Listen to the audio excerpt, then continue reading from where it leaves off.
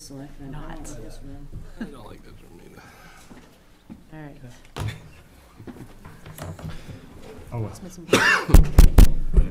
All right, we on? We live? Yep. All right, we're gonna start the Parks and Rec Commission meeting for Tuesday, November 3rd. First item on the agenda is the meeting minutes from October 6th meeting.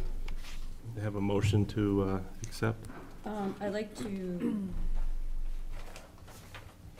adjust the the motion to adjourn. It says E. Robert. Ernie was not at our meeting, and Katie meant to put M. Robertson. So, just in case somebody says he wasn't here, how could he adjourn the meeting? He's good. It's good, but He wasn't here. Okay. Need a motion to accept that adjustment, right? Make the change, right? Yeah, I'll make that motion. A second. All in favor? Aye. Meetings, so the meetings are accepted with that change. Okay, next item we have is citizens' comments. We will have more comments and discussion at 7, so if you guys want to have citizens' comments now and hang around till 7, or we can wait and do it all at 7. It's up to, I don't know what people want to do, but citizens' comments is open. If you're going to comment, we ask that you go to that microphone and state your name. Nobody? Wait till 7? All right, cool. Next on the agenda is the Hartford Brook Field update. all right, do you want me to talk about it, Julie? Yeah, and do you want to have, if Bob comes, he can, Yeah, I'll just kind of put what I summarized Yep. about it and then kind of go from there. Julie and I met with Bob Averill on Thursday, October 8th at Hartford Brook Field as a part of our continuing plan. And we discussed his thoughts and recommendations on how to best proceed with our plans to create a softball field, a baseball field, with the ability to go to a 57 situation for pitching baseline if we need it, and youth soccer field for primarily 8v8 play. Bob explained that we would really need to put in a well, a pump, and irrigation, which is similar to what other people have told us and what we've already decided we need to do, and then proceed with the overseed and the field layout. Bob explained that he would really not be involved in the actual field layout part of it for us, but would be happy to bid on the other parts. He also gave some recommendations of companies, including Bodett and Pembroke, to perhaps take on the other parts of the project, of the actual field layout part. As the commission has discussed in prior meetings, we would need to also add electric to the site. And he says it's not too late to do some of this work this year still. As I mentioned in the previous meetings, I have strong recommendations from the New Hampshire Parks and Recreation Association members about it. A couple of companies that specifically do this type of work in terms of soup to nuts field stuff. And that is Hillside Landscaping in Nottingham and D.W. White and Son in Bow. Again, these companies deal specifically with ball field construction. So some other items I just put down to consider for the project, in addition to the actual field development, would include backstops and fencing, field name, expansion of the shed for equipment, and possibly concessions, and announcing it, if we're moving forward with that being the primary site of the fields. As far as finances go, and this starts to get a little bit off of Bob's part, so I don't know if we want to talk more about that, or however you want to do it. can we talk about that now? And Bob planned to be here, and he still may, but I wasn't sure what time he could get here. Yeah, well, then we go over what you talked about with them. Okay. And, all right, so then the other stuff I have, I start to go into just some plans and stuff and thoughts I have around finances and stuff like that, if you want to talk about that now as well. Sure. So for finances, we currently have the $10,000 donation that we procured and earmarked for this project. I'd also like to specifically earmark the $500 donation that we received from Jasmine Tordoff through her employer TD Bank and their volunteer program. Aside from that, I'd like to consider using money from our revolving account, primarily from all our youth sports type stuff. Combined with the $10,500 previously mentioned, I could probably recommend, if necessary, when we figure out what the cost of the project are going to be, maybe up to a total of $40,000 or so that I think we could put towards it from that account.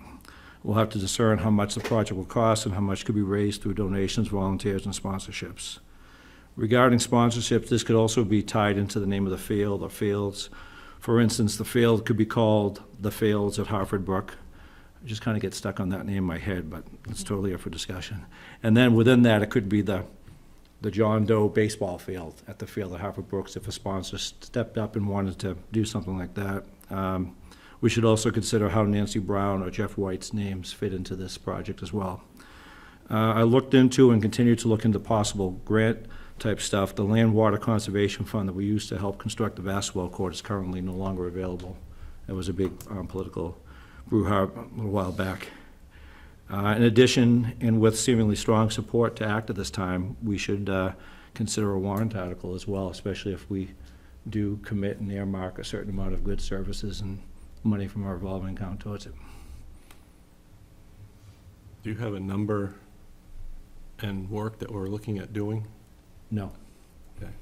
No, that's sort of the next step, is that we had said we wanted to go through Bob first and see how he might be involved in it, and he made it pretty clear to Julie and I that that would kind of be the scope of what he would do, because he doesn't think that's truly his area of expertise. Right. You know, he's willing to be helpful, but he doesn't think.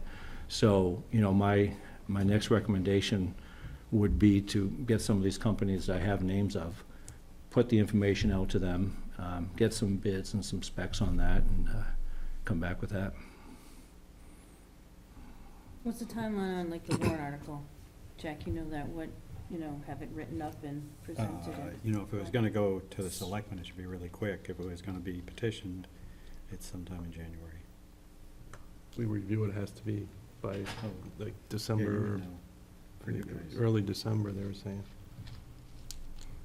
But you can still, like you said, you can do a petition till like January 8th. What's the best way to do it? Should you go to the selectmen, or should we do a petition, or? I don't think it matters either way. If we need time, we can do a petition. I mean, I would think the good thing about the petition is you're automatically getting word out there, you're building support in that manner right off the bat, and it's a good way to get the word out too, I would think. But the deal right now is the action that we can take, and should we sort of detail a little bit more what we'd like to see there? Like talk about the importance of good drainage, and if possible, the use of volunteer labor to reduce the cost, and whatever.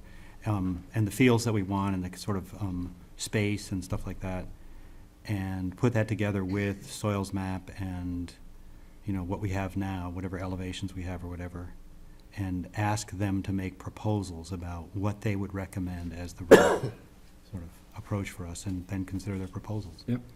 Right?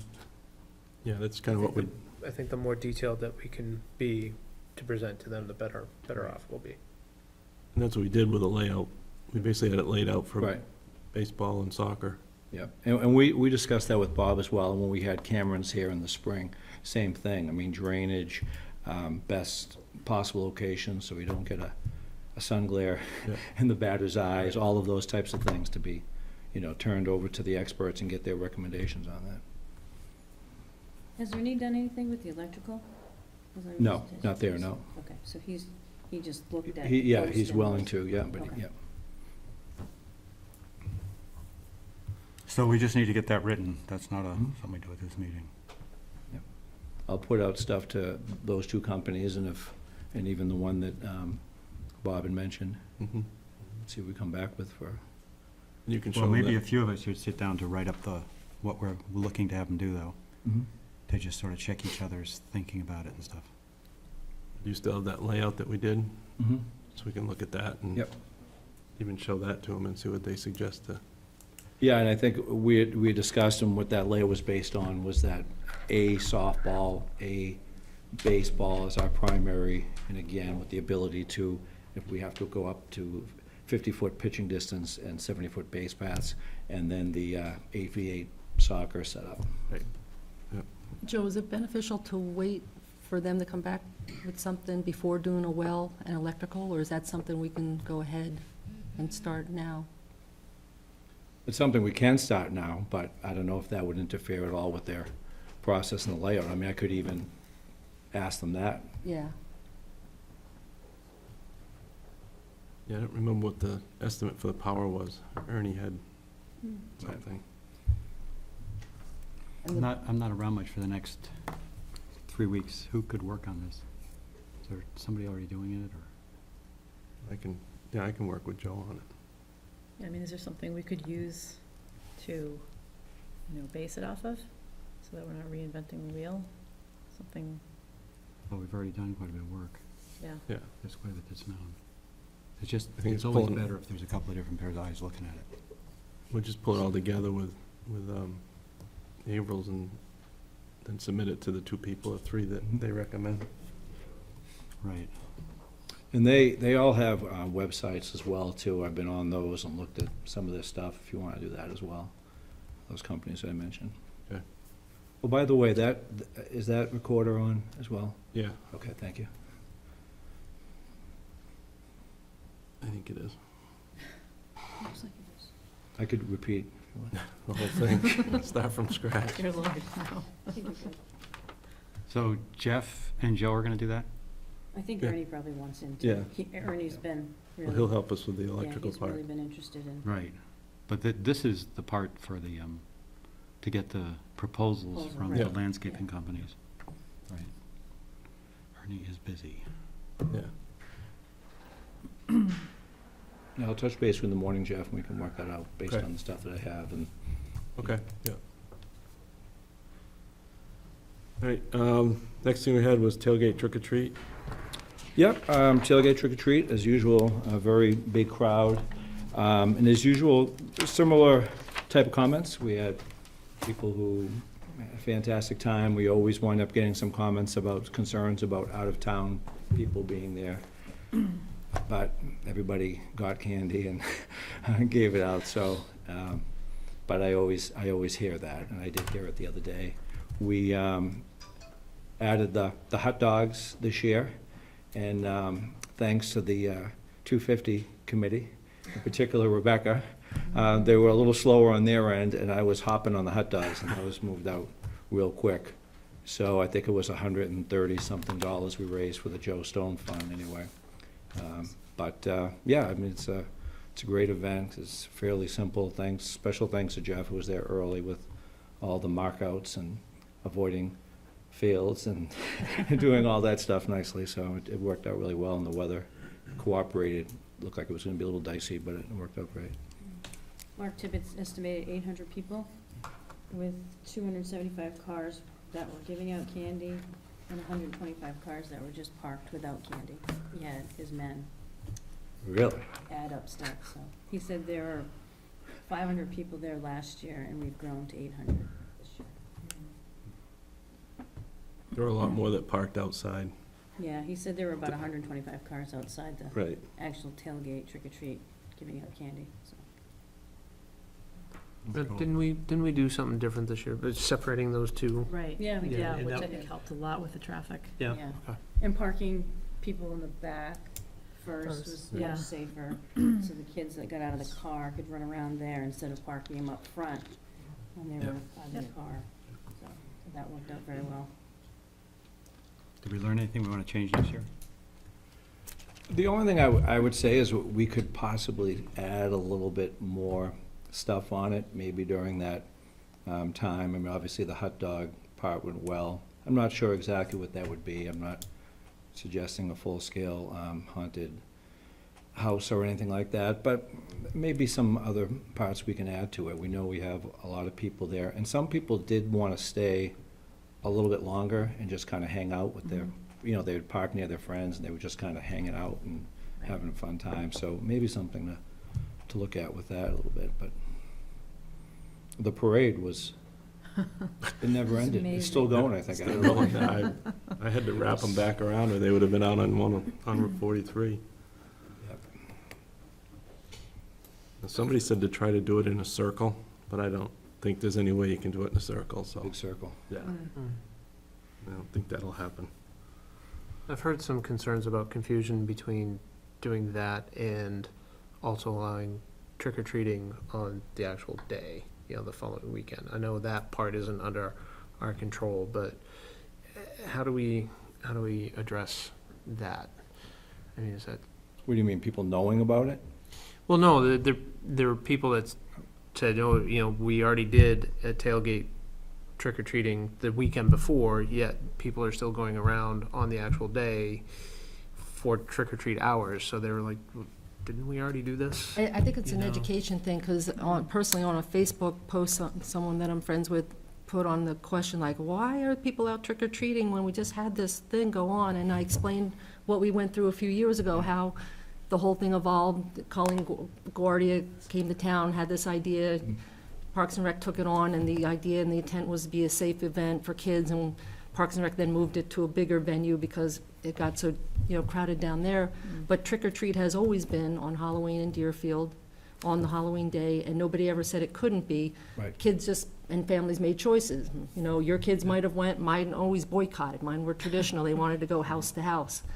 But the good thing about what I think the change that we did a few years ago was to separate it and always have it the Sunday prior to Halloween, unless they fall on the same day, right?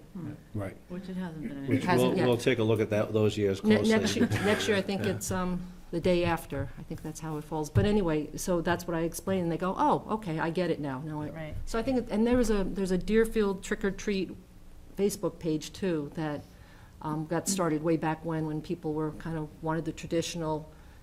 And this was actually like the perfect spacing, Yeah, because as a kid, I don't care how much candy I would've got at tailgate trick or treat, 6 days later, Yeah. I'd been ready to reload.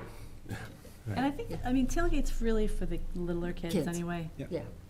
The older kids are not gonna go to that. It's daylight, it's safer. Exactly. And it's Yeah. fun for the parents That's the who point. aren't able to get out of work on time on a Wednesday night to take their kids out at 5 o'clock. Yep.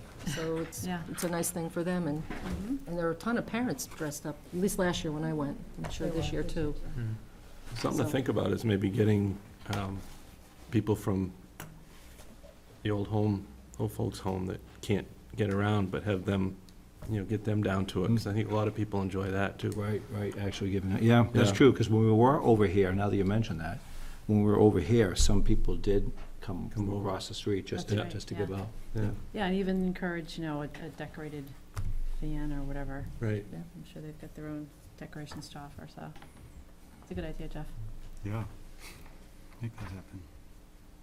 All right, it's in the minutes then for next year to do better.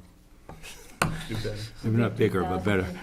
I think it'll do better without us. We can let it go. It's really killed traditional trick or treat though. It- It has. yeah. Living on Haynes Road, Yeah. 20 years ago when I first moved there, 25 years ago, we had over 200 kids. I had 6 kids, Yeah. 6. It's all right, people make the choice. They It's do. fine. But I think everybody I had hear that- $20 bills that I was handing out, big bars. I think it's everywhere, though. I talked to someone at work, and they live in a totally different town, and I go, how was trick or treating? And they said they got like 2 kids, and they're in a neighborhood. It's everywhere. So, Joe Stone, fund update? Okay, Joe Stone, Scholarship Fund update. Yeah, I just mentioned we added about $130 to it from the other night, from the sales at the tailgate, and I gave you guys, everybody got that form, so that our current balance in the scholarship account is $1,185.21. So is that with the 130? Yes. Oh, Yeah, it should be, yeah. okay. So the That was 6, updated today, so. so the 651 was 651 was probably the ice cream ice cream. Yep. From Old Home. from Old Home Day. Excellent. So we will be able to give 2 scholarships out again next spring Mhm. without fundraising again before Right. that. And then we're doing the coffee house. Coffee house next in fall. April, No, November. No, November Next fall. November next year. November Sorry. 2016. 16. So that'll Bring in bring at it back least, up. yeah, Yeah. 1,000. Okay. Good. And if we so choose to do 2 scholarships, that's not a given. I think that's Right, if we. right. How many have we done? 3, right? We've done 6. Yeah, 3 years. Yes. 6 tickets. Okay, we good on that? Yep. Holiday house lighting program. Is a brand-new program. We just sort of ironed out the last few details today, and I put a makeshift flyer together on that. Basically, I had a resident in town, Christina Baker, send me a message asking if we could do something like that, where everybody decorates their house and lighting for the holidays, and then they're entered into a map type thing, and we go around and judge it somehow, figure that out, and do some prizes for them. So when she asked me that, I said, let me just get approval from the selectmen to make sure there's not any issues with cars kind of going in and out of people's houses, or whatever, there might be any issues tied into it. And apparently it has a historical precedent, in that the Women's Club used to do this years ago. Yeah. Yeah, and so when I did talk to the selectman about it, Kathy Shigo was here, and she said, oh, I can give you the details on that. So she called me next morning, and she talked about what they did, and they basically put it in 3 categories: most spectacular, most creative, and simply elegant, for some of even like the older homes that just want to do kind of a traditional, maybe understated, but elegant type of thing. And then, so I met with Christina today, in fact, and we kind of went through some of those details. And the only thing we added as well was a business category, just so that they weren't necessarily competing against private residents. They'd have their own type of thing. So we thought we could do like gift baskets for those 3 categories, and probably a plaque for the business, for the best one there. People will let us know that they're in. What Kathy told me was years ago when they used to do this, they literally went to every house in the entire town. So people didn't say they were in it or not, they just, and she said, that took a long time. And I said, I can see that.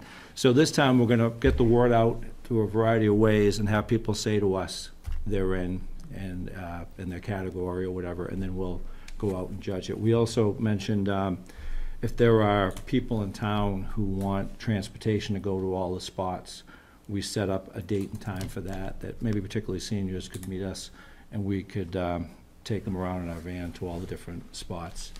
And that's about everything with that. So the Women's Club doesn't do it anymore? No, and that was the thing, because Andy They Robertson stopped had doing it for a mentioned, while, just yeah. make sure you're not stepping on anybody's toes, and I said, yeah, we don't Yeah. want to do that, so, but she said no, and again, she was helpful with giving me the details of what they have done in the past. Yeah, they were really into it. Dot Hickox on Haynes Road, she was like this real big. You'd have to be every house in the entire town, she said they would do it. Some were better than others, but. Pretty competitive. Great. Veterans Day. Yeah, I just want to remind everybody, we will have our annual Veterans Day at the Town Hall, always 11/11/11, which was the original Armistice Day. And again, it's a little bit of an informal program, but we've got plenty of the scouts responding to what they're going to do, and some of the veterans and so forth. So I just would invite everybody to attend. And again, it's 11/11/11, which is a Wednesday this year. Town Hall. Correct. All right. Any other program updates?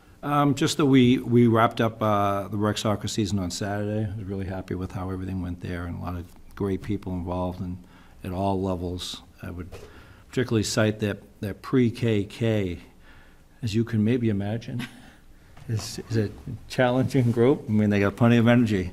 And we had a great group down there that always had structured, organized, kids had a blast, and every kid in the program got a ball again this year, and we had a good time, good season. Everything was good with that. Do you know what the numbers were, roughly? Ooh. Geez.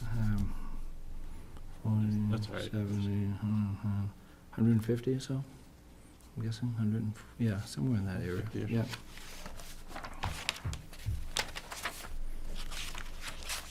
And when's basketball? Sign up to go on? Right now, we're wrapping up registrations, and then we have coaches meeting, and should be on the floor sometime next week or so. What do you have for registration numbers for that? Are you? Pretty comparable. I think it's important to get through tonight for a lot of people with some of the things we're gonna be talking about, but overall, it's pretty comparable to what it's been so far, which I'm very encouraged by.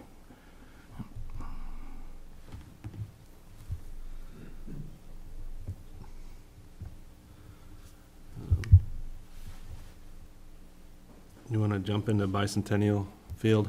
Yep, I'll give you a couple of things on that. Dwight Barnes and I have been talking, now we're gonna do it, we're gonna, our plan is, as you know, the Girl Scouts did some projects on the softball side this year for us.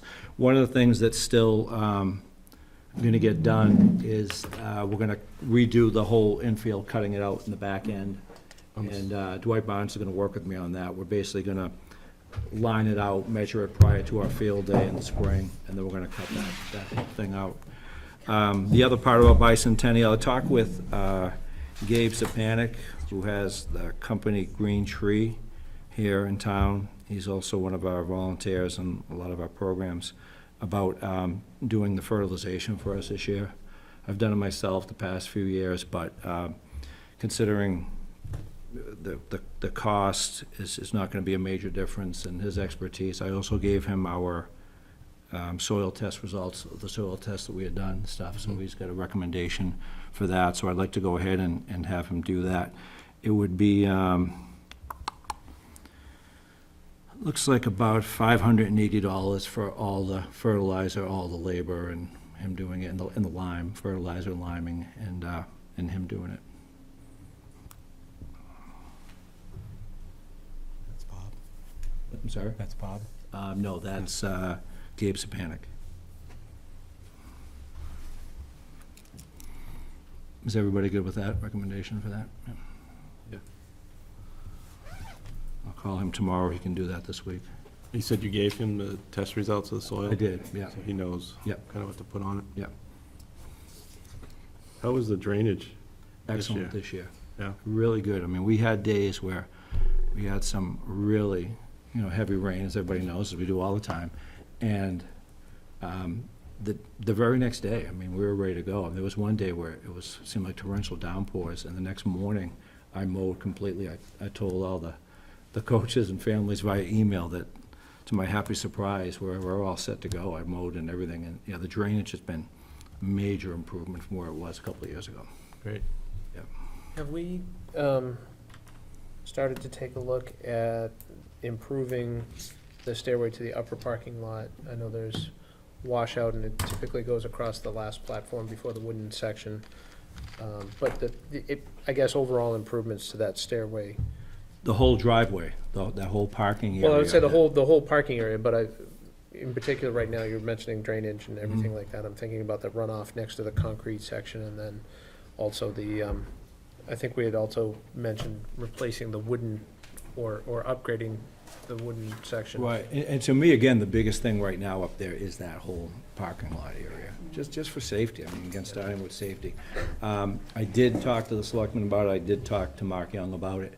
They're aware, and Mark thought he was gonna get over there at some point, and at least try to make things better. It hasn't happened yet, but they're aware of it.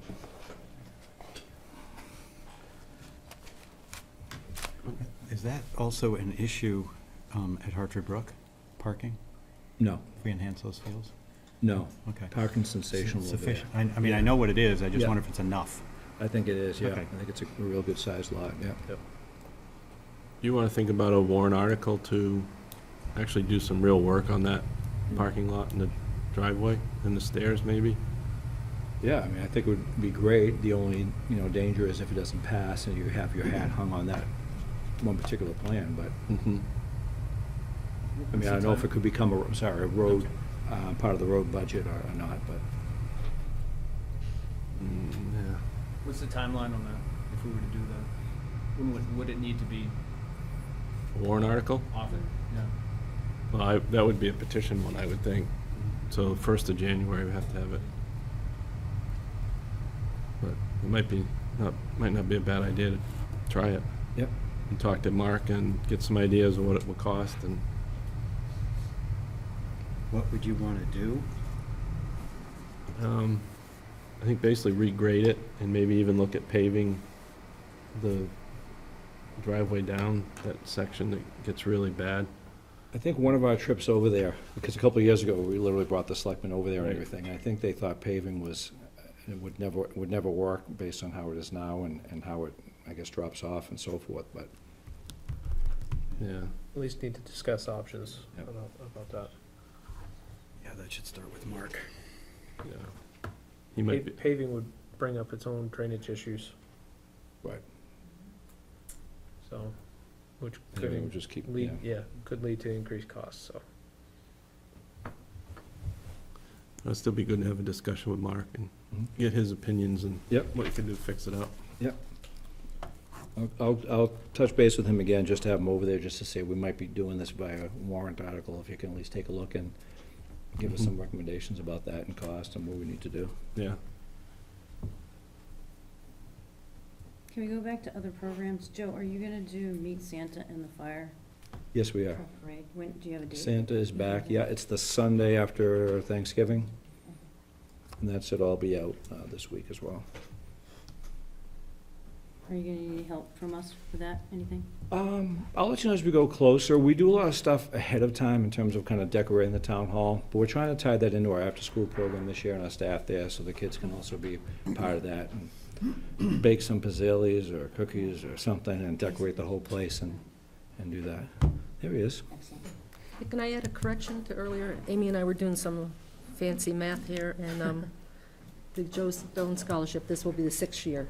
We've done it 5 years. First year was 2011 that it was offered.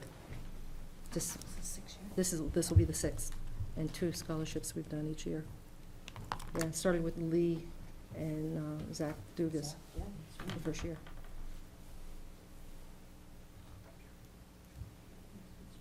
Yep. I know, time flies, right? I have a bunch of things over. Yep, that was 2011. There's one if we wanna get Then it was Bob. Rachel the Yeah. year after, Yeah, and we gotta get Lauren Seitz. and that would fit under. I don't know that there's. We talked about, I don't know if there's a lot of people we can- Invite him up. Yeah. Right. I think Bob snuck in. Yeah. Can you, you wanna give us your take on the fields over there? Well, they look. Could you, You should be at the mic. you go over here at the mic? Thanks. Here's my big job.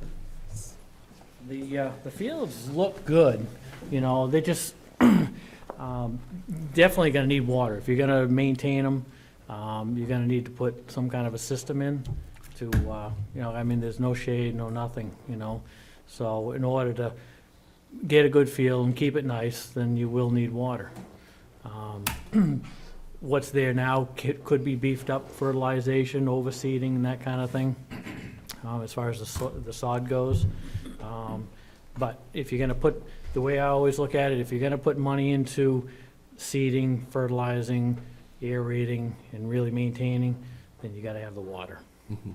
You know, when we do a new lawn installation, if they're large areas, we always recommend the sprinkler system, just because if you can't keep it wet, you're not gonna grow grass.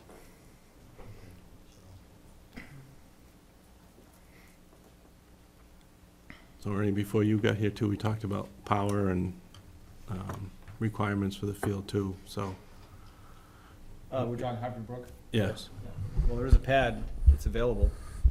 I don't know price or whatnot, but you're talking about a well, correct? You need a well, How yep. deep? Depends on how much power. I have no idea how deep, It's that's kind of a anybody's domino guess. thing. No, I understand that. My Yeah. point is, in terms of power. Yeah. Deeper you go, you need more power. It does kind of relate to how much, you know, size of your service, et cetera. And that's why I was asking before, if we can do any of this before we contract or, you know, bid for a field, do we go and look to see how deep a well? Because like you said when we met, could It's anybody's be, guess. Do we you feel know, like- Yeah. far down could you be find anything. water. So we need to know. Well, the other thing too is, as we mentioned, field layout, where the optimal spot for the well. We don't wanna have to have these, Wellhead, yeah. we don't wanna have these long runs I to would say push. as close to the road as possible, you know. Otherwise, you're gonna be, if you're on the opposite side of the field, then you're gonna be trenching and running wire and, you know, everything's gonna be on the wrong end. But as far as getting water, that's any, you know, a well company can't tell you where the best place is to dig, you know, or drill. But logically, closer to the road, the better.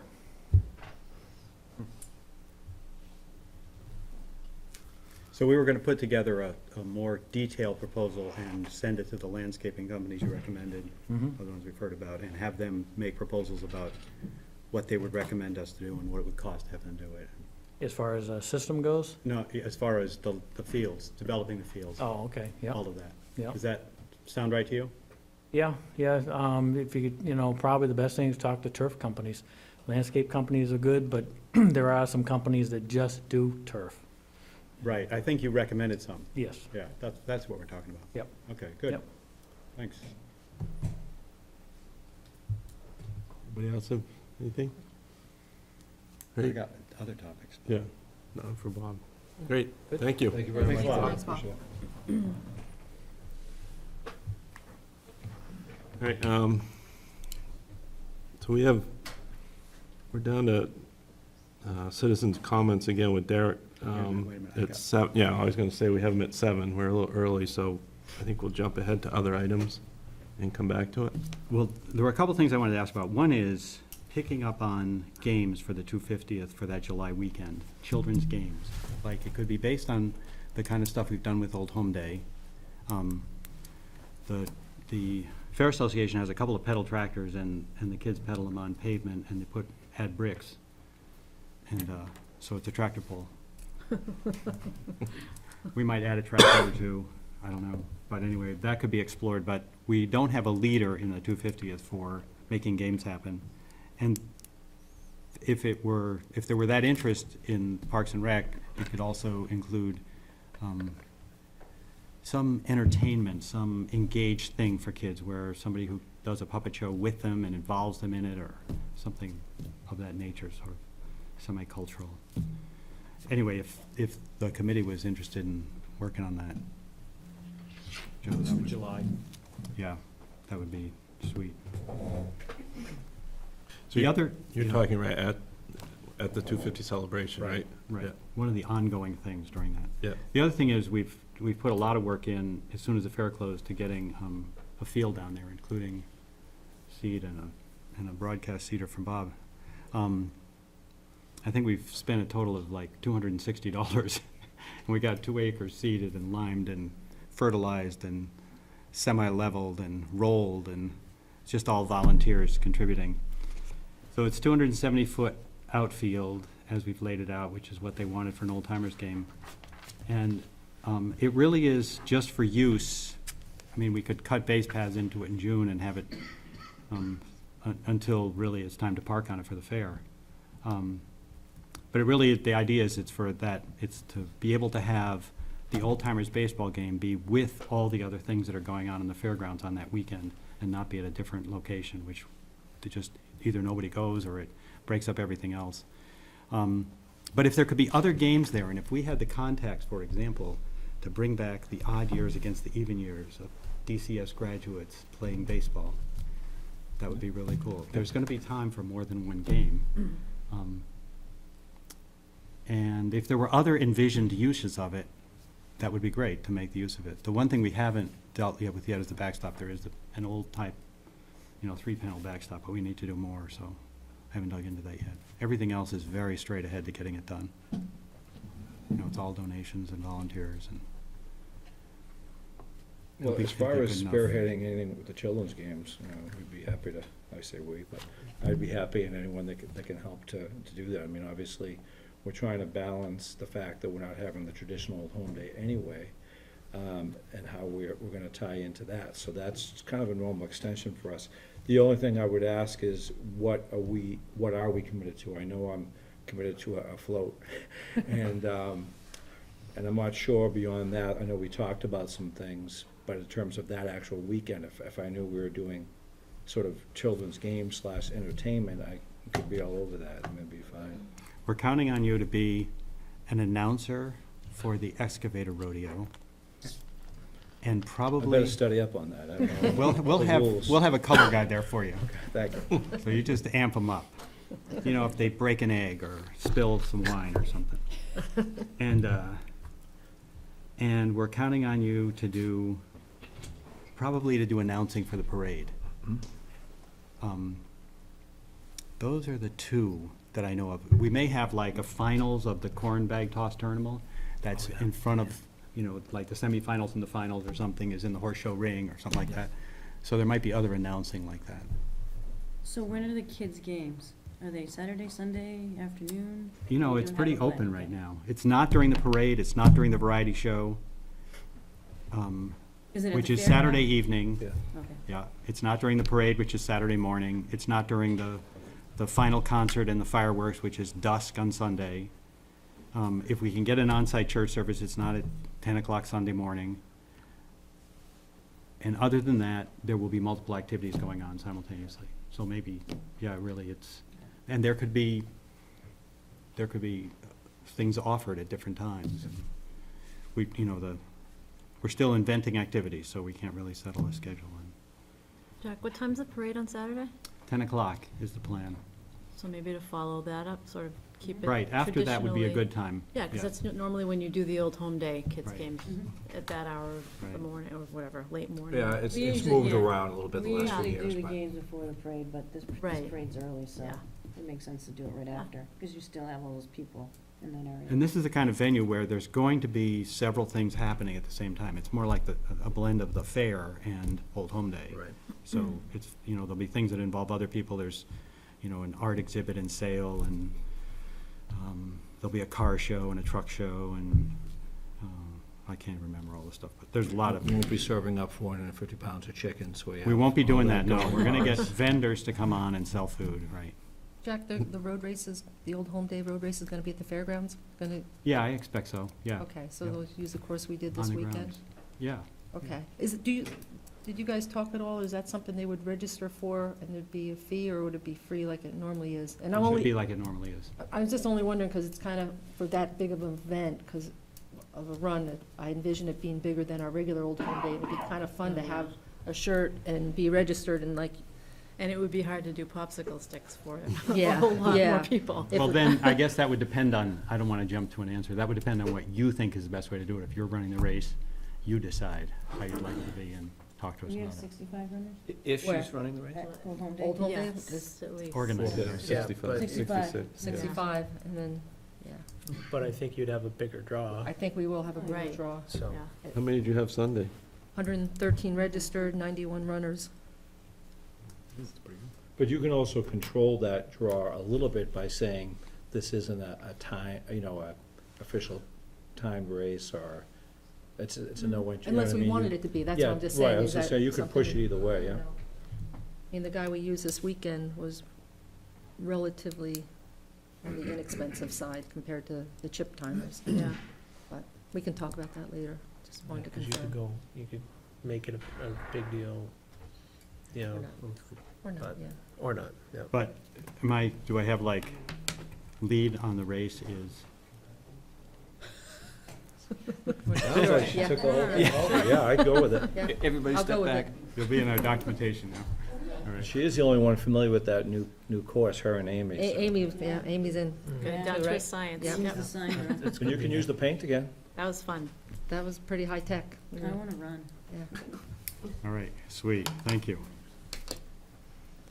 We Just throw something in, What the hell January do we do 9th, again? it's coming. Save the date. And will that be on Saturday or Sunday? Or do we not know? Saturday. It's a Saturday. Saturday. Saturday the It's race? Saturday evening. Oh, are you talking Oh, race? The The race, I'm sorry. no, the race should be, Sunday morning? however traditionally you want to do it is fine. Well, we only do Saturday now for Old Home Day, so. Right. so- Yeah. Oh, I see. Saturday morning. Well, the parade is 10 o'clock on Saturday. If you want to have it in the morning, Hmm. I'm thinking Sunday might be better. Sunday morning. I'm then thinking do Sunday Sunday. morning. Because then you That's can what do I'm- nine that's what I'm o'clock. saying. Old Home Day is usually 9. 9, yeah. Because there'll be a bunch of activity leading up to the parade, and also there'll be a lot of marshaling of vehicles Yeah. and Yeah. floats and Yeah, kids. Sunday and- would be better. So, Fireworks but is Saturday? If Sunday there's Sunday a, night, last service on the fairgrounds, we need to understand what time that would be. I'm trying to get that started, but. Yeah, okay. hasn't You can had finish the traction race yet. and run right there and get your seat. That's what I'm Make it envisioning. last rights or something. Ernie, you want to talk a little bit about the 9th? Oh, January 9th is coming. We'll be looking for help for, with the dinner. And what I haven't actually worked out is two things. It's two facets to it, and I don't want to go into too much detail because it's kind of, the church is only capacity of 150. I'm not sure the best way to manage that. Could be 2 seatings or, first come, first serve. I suspect either way, we'll have to have something at the town hall to sort of have a filler. If people come early, what are they going to do until we have the actual, when Bob Killam has his presentation. So it might be, we talked about bingo or something, or but I'm just a friendly reminder. Keep that date. Explain what January 9th is. Oh, sorry.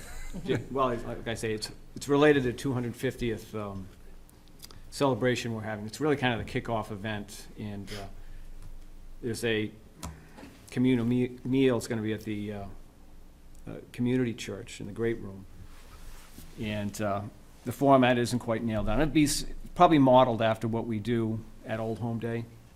We'll have some sort of a staple and encourage people with a potluck aspect. And, that's going to lead into the events at the town hall. That's going to start at about 7 o'clock, but we'll kind of recreate the reading and the acceptance of the petition for Deerfield to be a town. See, I don't know how much detail it's going to be. We're going to encourage people to dress in costume, make it sort of a town meeting of the ages, so to speak, as opposed to just people trying to find a tricorn hat or something to show up in. And that's going to be followed up with music. There'll be a contra dance upstairs, and we're looking for other activities to go beyond that as well. But essentially, I see where help will be needed is at the dinner and in that period of time at the town hall leading up to 7 o'clock. So the idea is to go from the church over to the town hall and do a reading at the town hall? Right. But the town hall will be open. I mean, it's, like, I think we'll start the dinner, like, we're thinking around 5:30, so it's an hour and a half. So if you come at dinner at 5, you've got maybe 45 minutes to an hour, so whatnot, Yeah. to kill. So we have to fill that somehow. Okay. Are you expecting to have everybody reserved for this? That's for tomorrow night, at Jack's back to meeting. us. We can do tickets. I'm not sure. Like I say, there's a limitation. The church great room can only seat approximately 150 people. I don't know, I'm open to how to manage that. What's the best way? Come as you want. I can sell tickets with 2 colors, say first seating at 5, second at, say, 45 minutes later. Of course, what if people don't buy tickets and just show up? Yeah, I think we want to avoid the risk of having people come we can't serve. Right. So, and we could, just have plan 1 seating. If we sell out, open another one if there's enough time and demand. Yeah. Right? Okay. Do reservations like the coffee house. Exactly, yeah. Let's say Yeah, takes I reservations. think Yeah. you could, but then if somebody makes a reservation and doesn't show up, sort of, I don't know.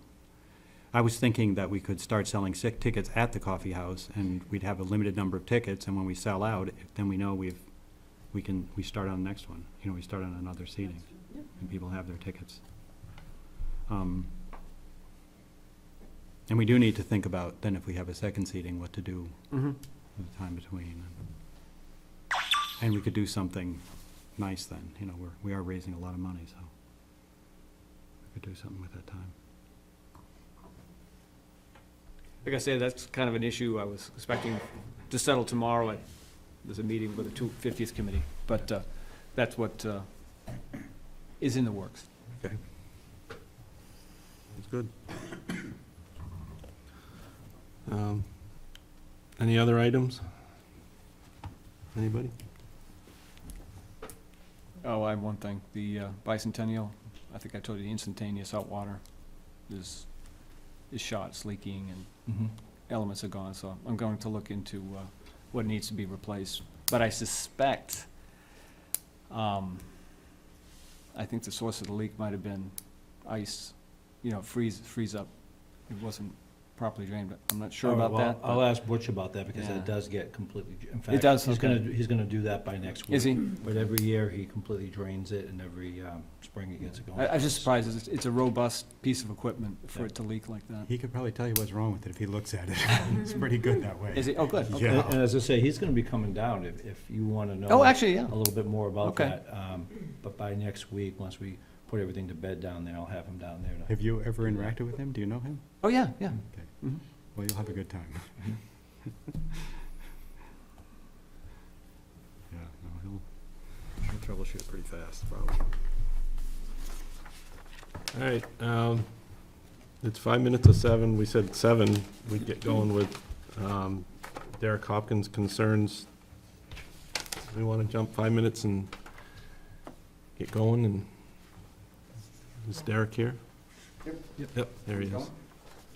Sorry with everybody else. I mean, we could wait 5 minutes and sit around and twiddle our thumbs, and we can get going. We can fill them in as they come in, probably, huh? All right.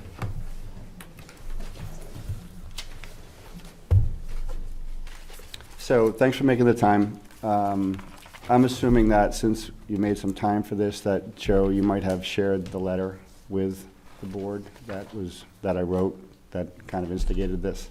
Yep, the original email. Right, yep. so everyone on the board has kind of read that, so I'm gonna summarize a little bit on why I wrote the letter and how I got here, and then I know there's some people that wanna talk as well that are here. But for my story, for a number of years, we've had conversations with other parents of why don't we have more competitive sports, more travel opportunities for our kids.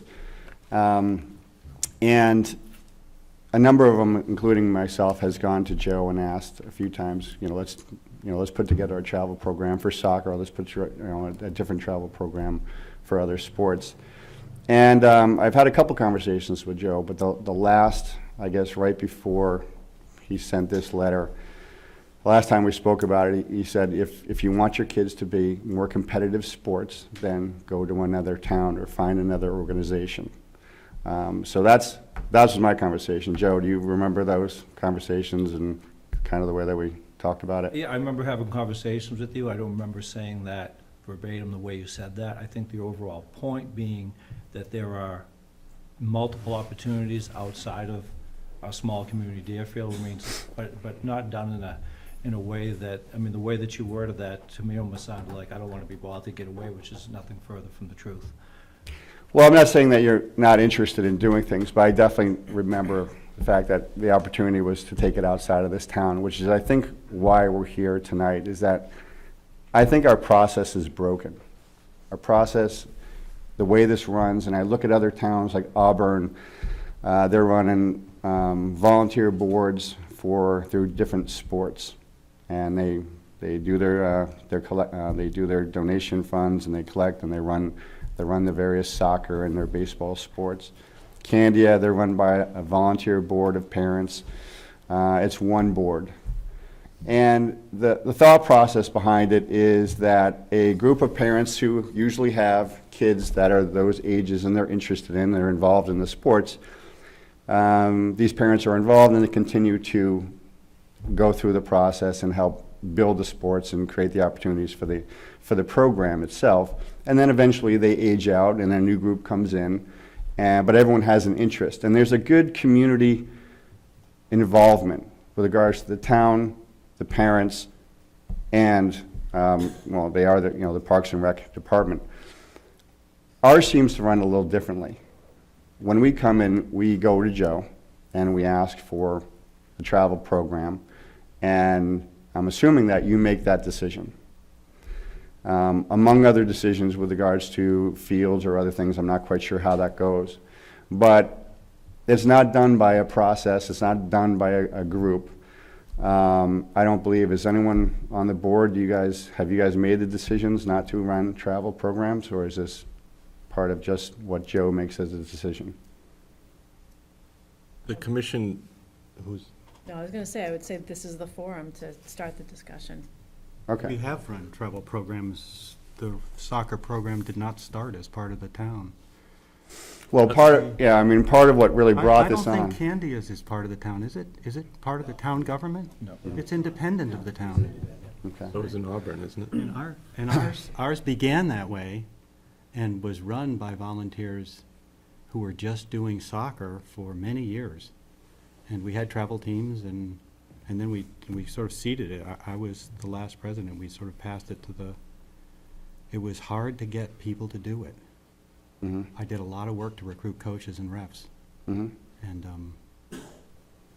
And so Joe took it over, and it's run, we've had a lot of kids playing soccer.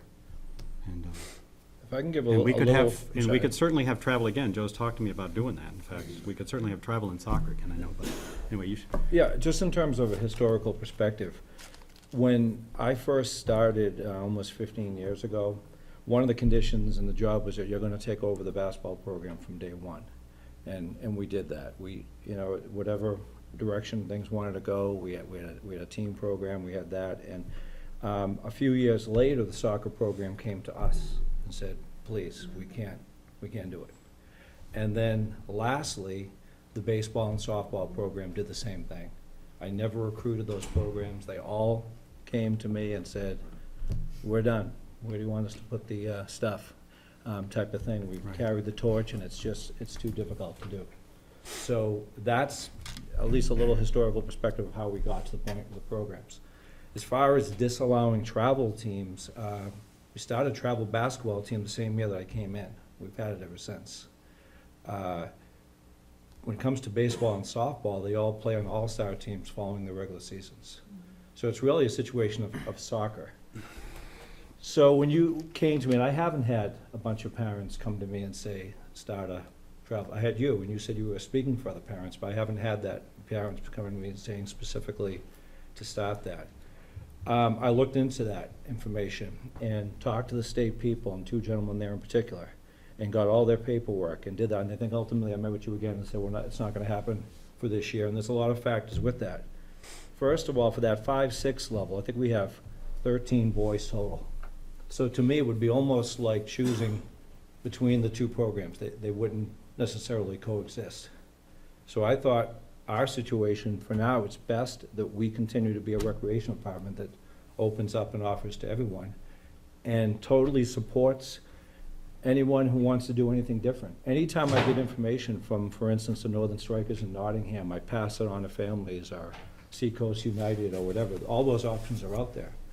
But for us to oversee a travel team for soccer would go during the fall season and would actually conflict with that a little bit. Yeah, and I think that's the process that has the problems, is that shouldn't be your decision.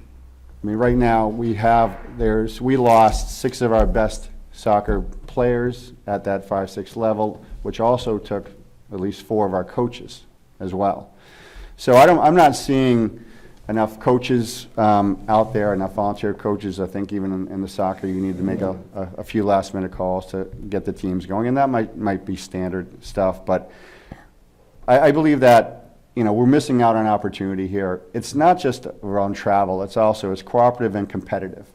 If we're not giving equity to the better athletes as well as the kids that are just playing rec, then are we really doing our job? Shouldn't we be providing opportunities for our more competitive players as well and start to field some of those teams? And, why not? Why aren't we doing that? So otherwise, we're going to continue to lose some of our best players. We're going to lose the revenue from that, and we're also going to lose the parents that are coaching these kids as well. That might be very, very good for the team. I certainly know there's a number of people here tonight that are great contributors to this program, have been for years, have their kids now in different programs in different towns. And, to a certain extent, we shouldn't have to lose these parents and these players.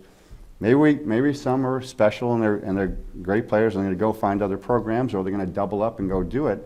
But at the same time, if we're not offering that, we're missing out on the opportunity. And isn't it our job, to do that? So I'm looking at the process. I think it should be, we need to be looking at having things run differently, more on volunteer boards, something where it's not, and Joe, this really does come down to you. You have the decision to do it, your judge, jury, executioner on what happens that goes on. So now I'm looking at, all right, well, how do we change this process? What's working in other towns? Can we work this into our town? Does it make sense? And how do we work collaboratively with you, on this? I mean, I've gone through the budgets and, seeing these things. I see that, your program, or your $25,000 up already this year. Made $8,000 extra on youth baseball, $8,000 extra on youth soccer, and I'm wondering why more money isn't put into those fields. Why isn't clay put onto our baseball fields? Why aren't more things done, for that sport? And if you had more support, you had more help, you had interest in parents doing things, then we can be more of an effective town and keep running things in a better manner. So I'm thinking this whole thing transcends across the board, not only with the mentality of not running competitive sports, but it also transcends into the way that we're treating our fields. I've been here for 10 years. I have never seen any large adjustments done to any of the fields. And you just don't come in and you say, listen, I'm gonna spend $100,000 and work this up, into a new field after 10 years. You nibble away at it every, maybe you have to do something, 25, 50 grand, but then you start continuing improving it. I'm looking at these different towns that are comparable to ours, and they're great. The Auburn, the Raymond, the Candia, great run fields, and they're constantly making adjustments, large adjustments to their fields to make them better. So can our fields even support competitive teams? Do we have a soccer field that can support a Parks and Rec travel program or an independent travel program that we put together? I'm not sure if we have that. So I think that's kind of why we're here today. When did we get that $10,000 donation for Hartford Brook? Earlier this year. Earlier this year. And it wasn't for Hartford Brook. Okay. It was for our discretion as to put it to whatever we'd like to put it towards. And we Okay. decided as a committee Decided that's as a what board we'd to like to put it do. towards that, because the field needs work. When did you decide on that? Do you know the history of fields in Deerfield? Do you know how we got to have the fields we have? No. Do you know how many people have put in how much time to create the fields we have today that you deride so readily? In 1976, I think the town put about $17,000 into it, but it was almost all volunteer labor, recruiting, bringing in the Corps of Engineers training, moving 170,000 cubic yards of material to create the first field that we had in Deerfield that was really built as a field, which was bicentennial. People worked their butts off. It was volunteers. And the same thing happened to create Bicentennial Field. We brought in engineers, and then we recruited all the contractors in town to go down and work there for a day to make that field level, supplying only diesel fuel. 12 of them worked all day with their equipment and made that happen. That's how we've done things in Deerfield. Before that, we played in pastures. I coached in this school. We had a basketball team that practiced in this gym. Literally, this building without the drop ceiling before it was built, and won a lot of games, had to play all their games away. We've made it work. So I would love to see you come into town and say, you guys have been doing a lot of work on the fields, and I'd like to help. I have some ideas how to make it better. I'd like to pitch in. I'd like to help raise money. I have some ideas about how to make it work, instead of act like we're not doing our jobs. I think you're misreading the whole situation right here. I have worked for 40 years. Not only am I here tonight I to have say worked, exactly let that. me finish. You didn't let me finish. I did let you finish. Did I not let you finish? Go ahead. Wait a minute, did I not let you finish? Go ahead. Is this our Whoa, conversation? whoa, whoa, tonight? whoa, Ken, come on. Is this what we're doing here? Hey, We're gonna go back excuse and me. forth and argue? No, stop. We need to listen We'll to just each leave. other. I mean, what's the point of this? Well, This is terrible. You're talking with him in such a disrespectful tone. That is ridiculous. I'm how you're speaking feeling, to him. I'm feeling insulted by what he's saying about our I feel work. insulted for Derek, who put his name on the line to get us all here to talk about a topic, and you're gonna talk to him like that? That is unacceptable. I agree. I agree. All right, just a little history on Let fields. me finish. All right, thought you were done. So anyway, would you be interested in working with us in that kind of way? I show up every volunteer day for the fields for the last, how many years my kids have been here? But And let's put everyone here together- in this room probably let's- has. Let's put together the ideas about how to enhance the fields. We're totally open to that. I mean, I just, with just a few other people, created this baseball field just for a few games, so we could have that sport be part of our 250th.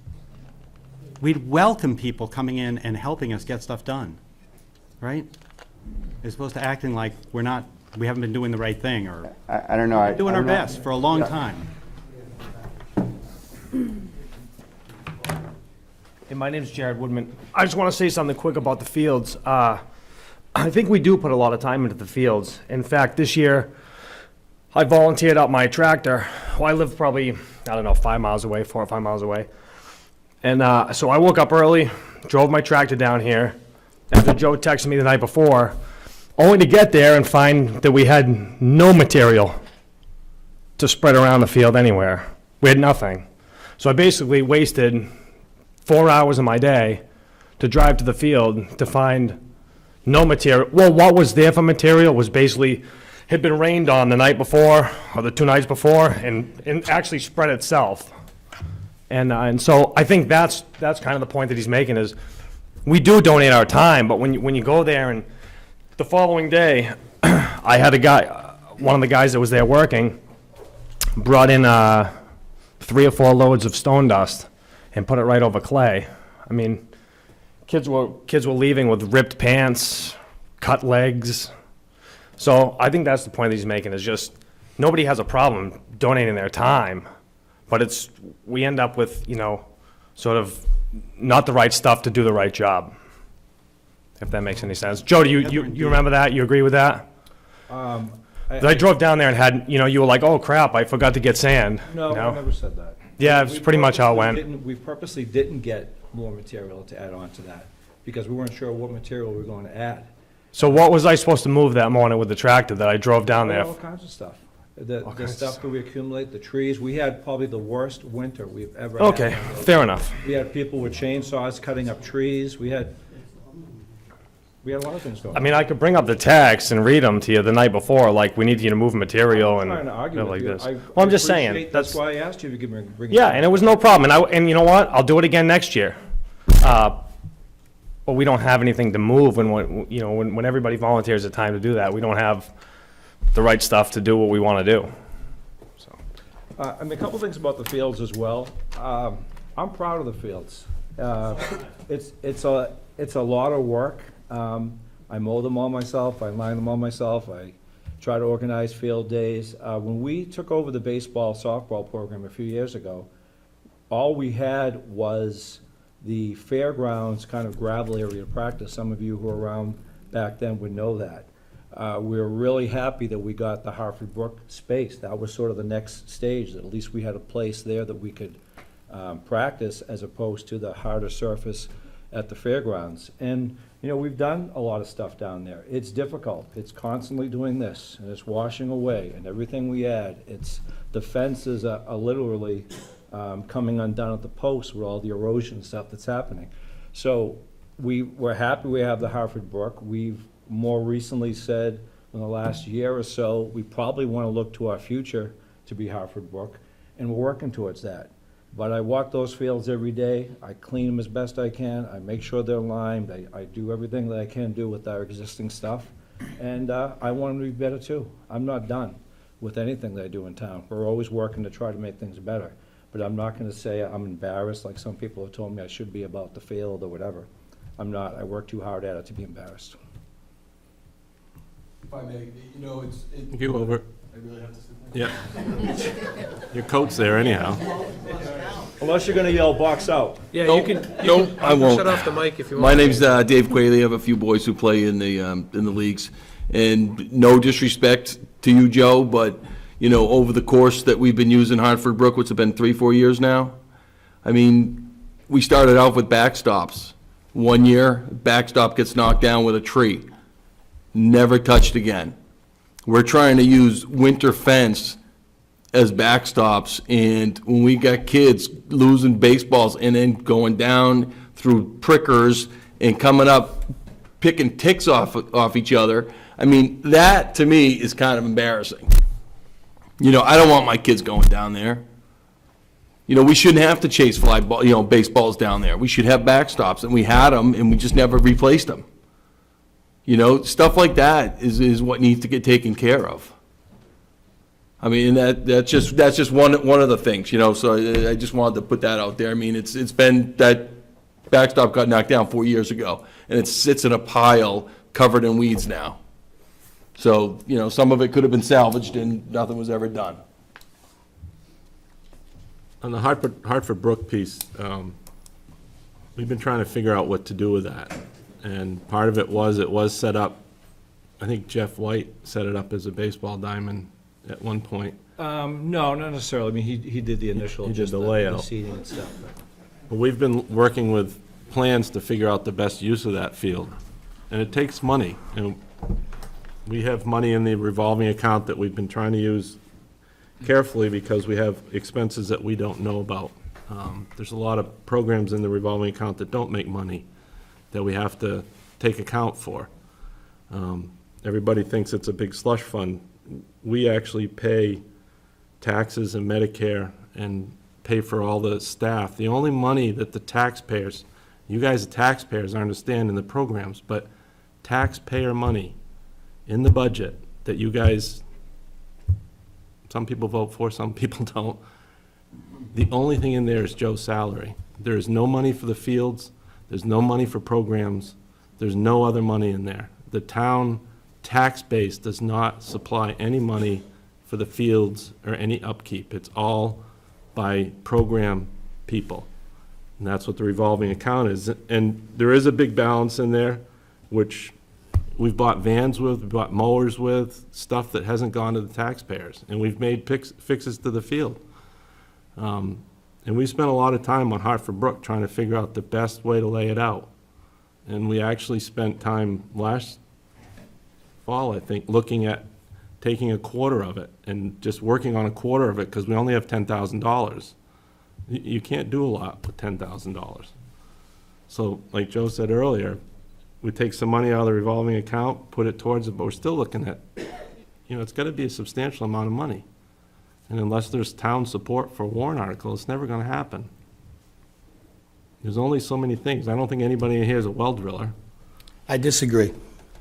We had 3 years ago, Dave Drapo, and I only came down here to talk about the fields because of the rest of this stuff. Yep. You I know, know you you were guys gonna can come hash down. out. Yep. My son's not in any of the programs any longer because we decided that we would go, not to other towns, but to AAU programs where he could get more competitive and Right. learn more. And that's a choice that we made as a family, not because we're disappointed with anything that was happening any other way. But my wife reached out to you, and I think Yep. I'm more than willing to help you with the fields. The fields that are cut at Hartford Brook right now, I cut them with my excavator. And George Tranifol and Tony Brock and all the people that were part of the program back then were more than willing to do it. And we had Joe's support then.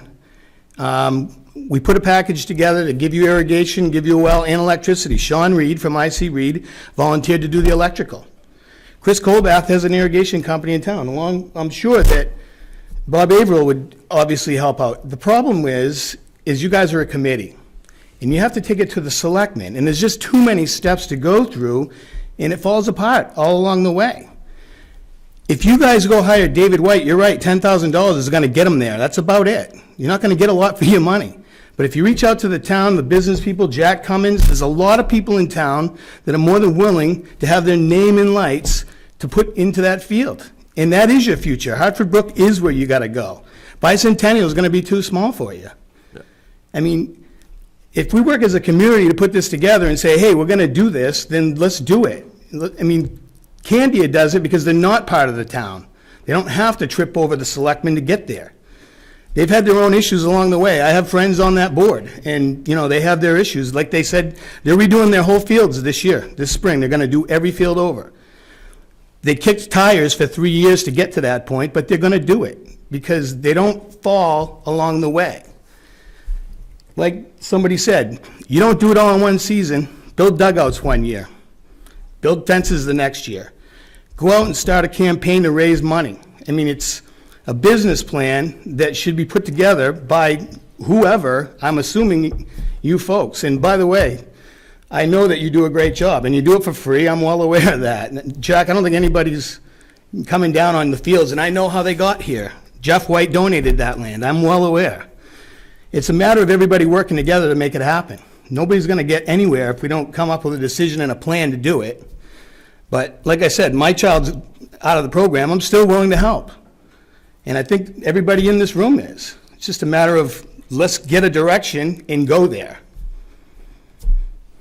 Anybody in the room ready to set up a subcommittee and do a field? Scott Scheimer? We want, Scheimer?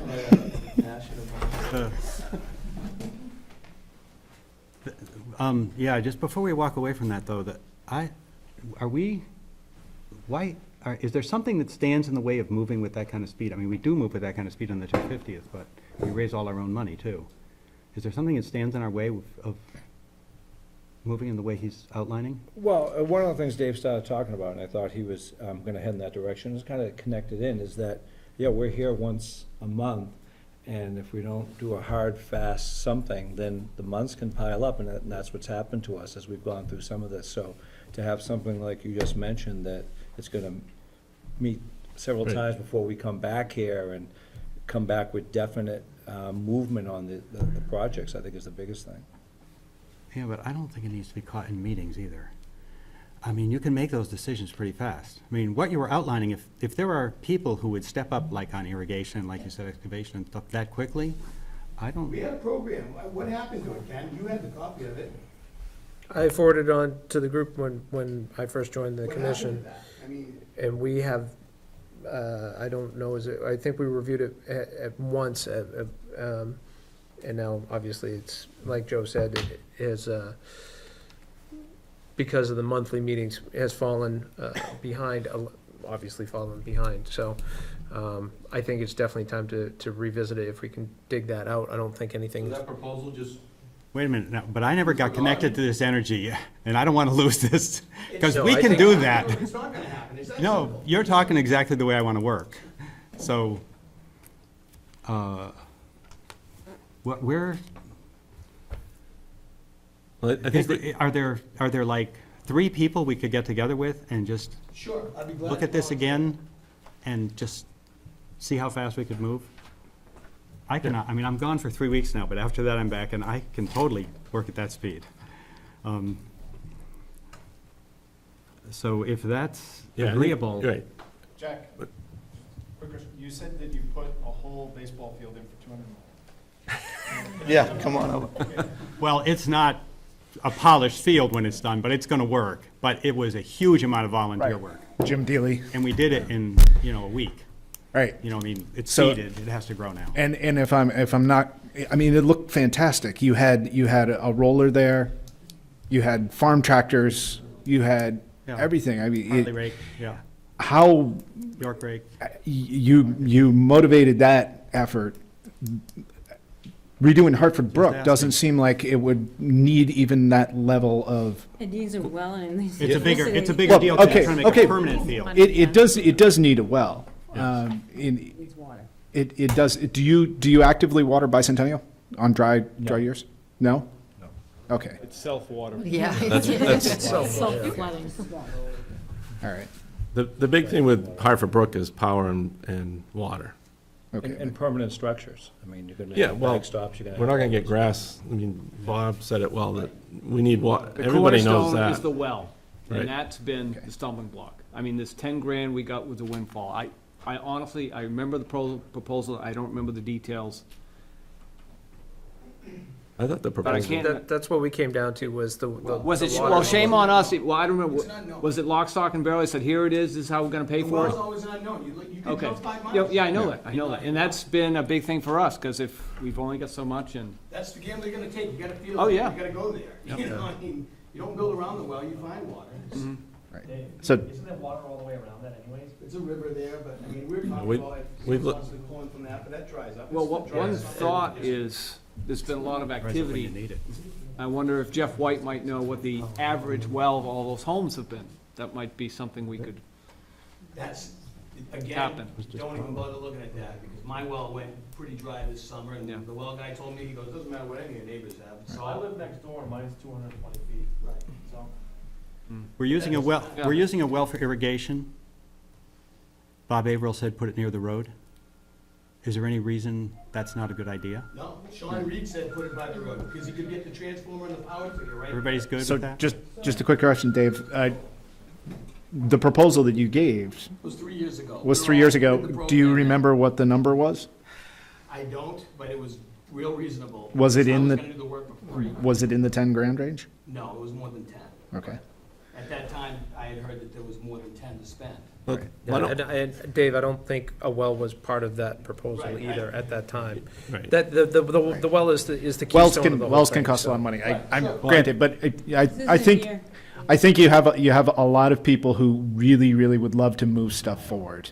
That's just- And it's the classic, communication, getting the message back and forth between the people who want to make the fields great. And the fields are just, I know, one aspect of it, but, and you guys who are the decision makers on the fields, correct? Yes. So there's a lot of people who want to do it, and I think there's resources in this room that will actively help you. I think what I'd like to see is a little sign-up sheet go around. Unfortunately, I've been around a long time, and we have meetings like this, and everybody says, yeah, I want to help, and then everybody Right. goes away, and we don't have contact. So, I mean, if you're really willing to kind of spearhead, I won't pass the sign-up sheet around, I'll let you, but if you could get people together and then come to our next meeting and give us an update, and I don't know, I'm sorry, I apologize for the proposal too, but that's behind us, let's go Sure, it's- forward. It's old now, by the way, I won't- people aren't with the program anymore. Right. Their willingness to help is probably, Yeah. I'm sure that some of them will, limited, like myself. I mean, I was willing to holly rake the whole field and do everything at one shot, Yeah. and we didn't do it. I think the thing for us to do, and we talked earlier, you guys were all here, is that we need to get the field as a grass field and a decent field, and then we have to make sure the layout of whatever we do to it fits. So I'm serious, if you're really interested and willing to take hold and come back and see us next meeting, What do you want me to do, bring the people that are willing to work? see if people are actually willing, and if you can get some rough numbers, so we can try to put together a warrant article if we have to. You gotta offer those people something in return, though. They gotta have their sign. That's fine, we'll have signage around the field. Yeah, absolutely. Nobody's gonna throw in all kinds of money to a program that doesn't even, No, we've done that. Their names are on Bicentennial now, and we can do the same thing on outfield fences, and, maybe we build a shack down there too, and you can put something up. And we were talking about naming the fields earlier. I mean, yeah. One other part of that too, Dave, is that back then, we weren't really sure where we were going with that. We knew it was practice space, that was the original, and then we have practice space and we got excited, and like anything else, you have practice space, you want a diamond. You want a diamond, you want backstop, you need electricity, so all those things. We were still sorting through, is this where we're going? And now we're certain this is where That's we're the going. question, where are we going? Right. Where is the program gonna go? Yeah. Well, we have an inside building where we can play basketball. I mean, why not? Say it again? Would we ever have a building that we could build? Why not? It's, laugh, Joe, but Candia has one. Yeah. I play in it every week. I know. mean, they had nothing, and now they have that. They came from something. Well, the shed down at the field at Bicentennial, We're not gonna play basketball. I don't know how many No, people, what I'm saying is, what is the long-term future of Deerfield's Parks and Rec?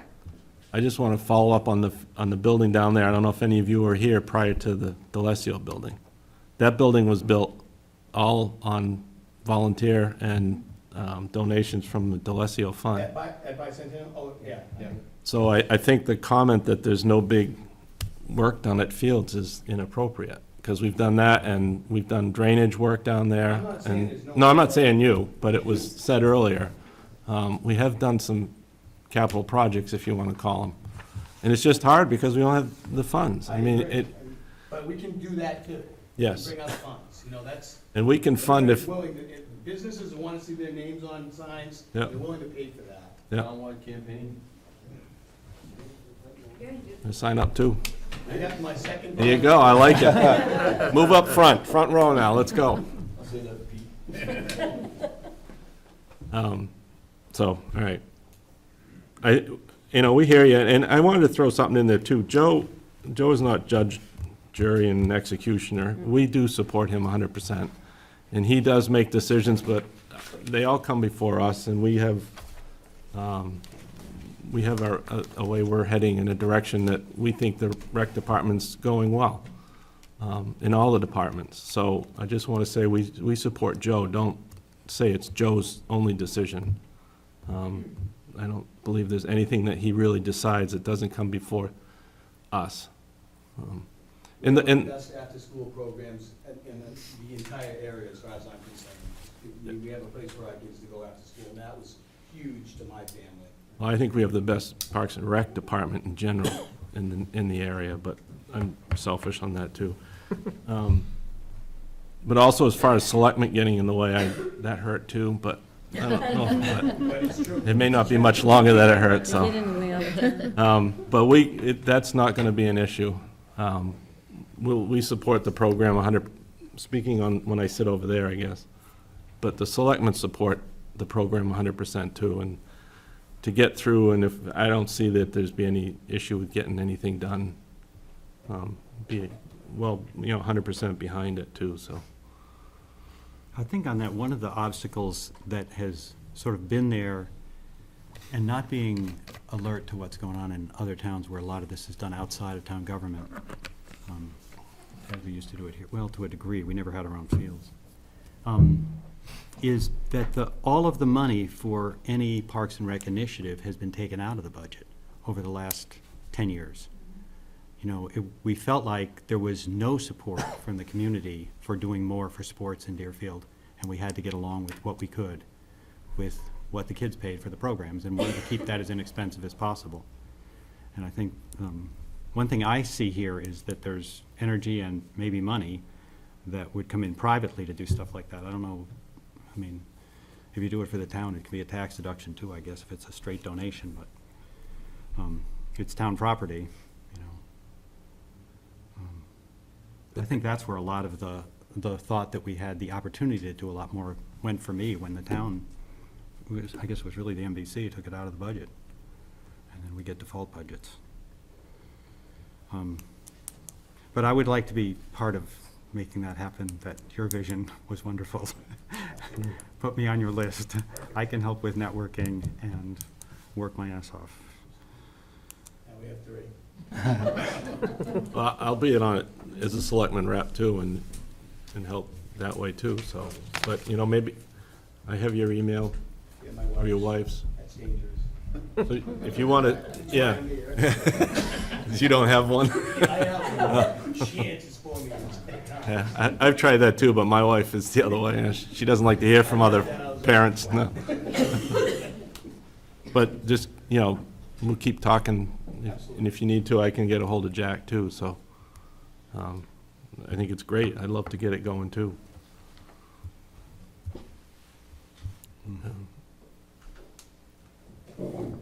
Anybody else? Yeah, sorry. So my name is Scott Scheimer, and I've had the privilege to coach in the town for probably the last 5 years or so with the basketball program. So I'm here based on Derek's email. I just thought it was a good forum to kind of get everybody together and have a conversation about where do we want to go with travel basketball. And so I was hoping we could talk a little bit about that program specifically, because obviously that's here. I think registrations were due yesterday.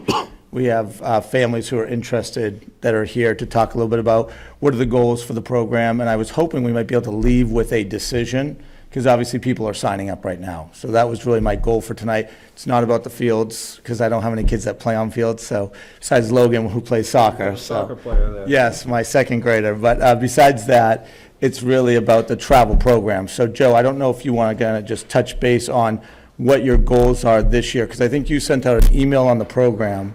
I know you and I have talked in the past about sometimes travel can be conflicting with the goals of Parks and Rec and the mission of Parks and Rec. Yep. And I know we've talked about that in the past, and maybe coming up with a separate entity to kind of manage the travel basketball program. So I don't know if you want to give your vision, and then maybe we could talk through, come up with a decision, so we can move forward with it.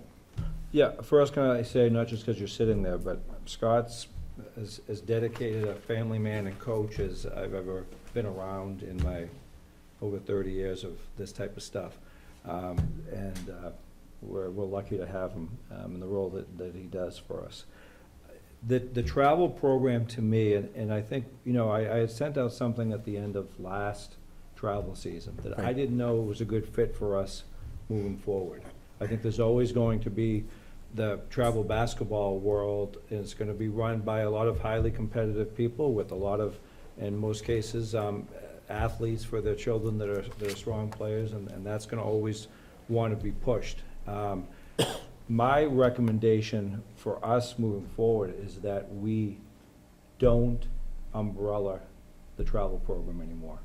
I mean, that's my recommendation I would make to this board, that we would be the recreation department. We would still offer basketball for every child that wants to play with us. But when it comes to the travel program, we wouldn't have anything to do with it really, other than be able to tell people, here's who you want to contact.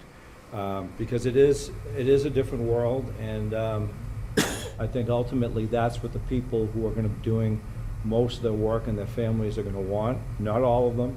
I mean, I have stuff on the other side, certainly, but I'm hoping that we can mostly accommodate them with what we do. Like I say, I've got mixed feelings on that. I mean, I love the travel basketball program. I think you know that. I've been involved in it in a real long time in a lot of communities, and but that's what I think is best for us moving forward. Hey, Joe, I don't know the answer to this, but maybe you do. If we wanted to take a team and call it Deerfield, and let's say enter it into a couple of tournaments, do we have to be represented by some sort of, you know, association, like whether it be a rec department or an athletic association? Do you know the answer to that? No, not in most tournaments you don't. I mean, you're going to be represented by something. You're going to have some kind of. What does something mean? The Deerfield Travel Basketball Board. Or Oh, whatever it okay, might be. okay. But it doesn't have to be a recreation department. I mean, that works probably more on the side that's not, when it comes to travel basketball program. Okay. So no, you don't have to be. And then whatever, the only thing I would just caution if you are going to move forward with something like that is find out what the rules are regarding what makes up your roster. So that if towns say you're going to Oh, you mean the like same town. Okay, yeah, that, okay. you know, that's, But that's nothing, the difference between that and a. nothing that you know says you have to have, you know, I think in the past, I've seen flyers that, you know, stuff that you've sent us for like the Charlie Brown. Right. Says you have to belong to some sort of association, whether it be, you know, your rec department, and I think you have to put that on the forms. Do you know if No, I think that's. do they even look at it? Right, I think that's primarily contact stuff. Because I can Okay. tell you, I as a volunteer, when the Rochester Boosters won, I don't pursue that. I could tell you Okay. for our tournament, we don't. Okay. As long as we know who's on the masthead and who's Okay, responsible for them and so forth, that's generally how those are taken care of. okay, thanks. What do you do? So isn't the hoop classic all? Do you guys all want to come together? We can all cuddle up. What do you do for the Hoop Classic, As far as, being eligible to play in it? yeah, we ask that that they're town teams, they're not AAU teams, and that's about it. Now, town team meaning you have to be in that town? No, well, meaning, right, that in terms of your residence, not in terms of a town affiliation. And again, that's just so that Deerfield's not playing against the New Hampshire All-Stars, that they're playing against Bow, or whoever they may be playing against. One of the question I would have, if you're against travel basketball, why do you have that hoop classic that makes a lot of money for the program? Who's Isn't not that, against travel basketball? well, in support of travel basketball, did you not just say you would recommend to the board that we don't have a travel basketball team? I would recommend that the recreation department would not be responsible for travel basketball, which is what I think that there are people in this room who would prefer it that way. too. May I ask why you would feel that way? So that the coaches can do what they want to do. Perfect. Is it more because it's a second season and some kids that might not be as athletic might not get as much playing time, or it's not that, I don't understand. Say that again? what made you decide you did not want recreation to be involved with the travel basketball? Was it parents complaining that their kids weren't getting playing time, or, because I don't remember it being a problem up the last few years until the end of last year. Right. Specific to this year, it's a very divisive issue, and I thought moving forward for this year, it wouldn't work under our umbrella. There would be people who said, well, we're not doing it then. They would pull out. Coaches would pull. So I don't think it would work. I think it would be too divisive for us to try to continue on under our umbrella. So does this mean that you don't have to play rec ball to play travel ball? If you're doing your own travel basketball program, absolutely. What if it's part of the travel basketball team that's part of Deerfield? Is that gonna be considered Deerfield travel? Yeah, let me catch a couple of things. First of all, as far as my desire to have players come from Deerfield, that's simply a matter of, one, that, and I've never been against cuts, that was mentioned in your email, I'm against, in most years, the flyer has said, we may have to have cuts, depending on what the numbers are. But if we run a recreation department of players, and then we have a travel season, I'd like it to come from those kids who have been with us all year and who have played, as opposed, if the option was had that you didn't have to do that, then they wouldn't be around for the rec season, they would come, and then if we had tryouts, they would bump out a lot of the kids who've kind of been with us all season, potentially. Isn't that the point of travel? To get your best players? Yeah, but like I say. From town? But under, and that's another reason why I want to cut out the recreation umbrella, because under the recreation philosophy, we'd like to see it come from. It's not something that is an absolute or has to be. It's my personal preference, so again, that we're not simply having kids say, I'll see you in 4 months, but if it wasn't under our umbrella, then they're free to do that or anything else anybody wants to do. So we don't know what we're doing yet? Is that what I'm hearing? I mean, That's what we're trying to decide. was That's what this all comes down to is the discussion of what we're going to be doing. Joe has made the recommendation to the board. We have had some discussion about it, whether or not a travel program for basketball would fit under the umbrella. If it does, then there's got to be some discussion about philosophy and other requirements as far as that goes. But the recommendation is there that the rec department does not sponsor a travel team this year. That leaves it open to whoever is motivated to create a travel organization and enter the tournaments. They would do so with, I can pretty much say, they would do so with our blessing, with our support, as far as contacts and organization and everything like that. But however you guys handle, or whoever takes up that organization, however that's handled, that's up to that organization. But the decision that we need to reach right now, or take your input on, and hopefully I'm not Joe. speaking out of turn. Hey, Joe, does it kind of mean, this, Ken? Hold on 1 second. Is the decision we need to make right now is whether or not the rec department will continue to sponsor a travel basketball program. That's it right now. Until we make that decision, any talk about cuts or residents or anything like that is premature.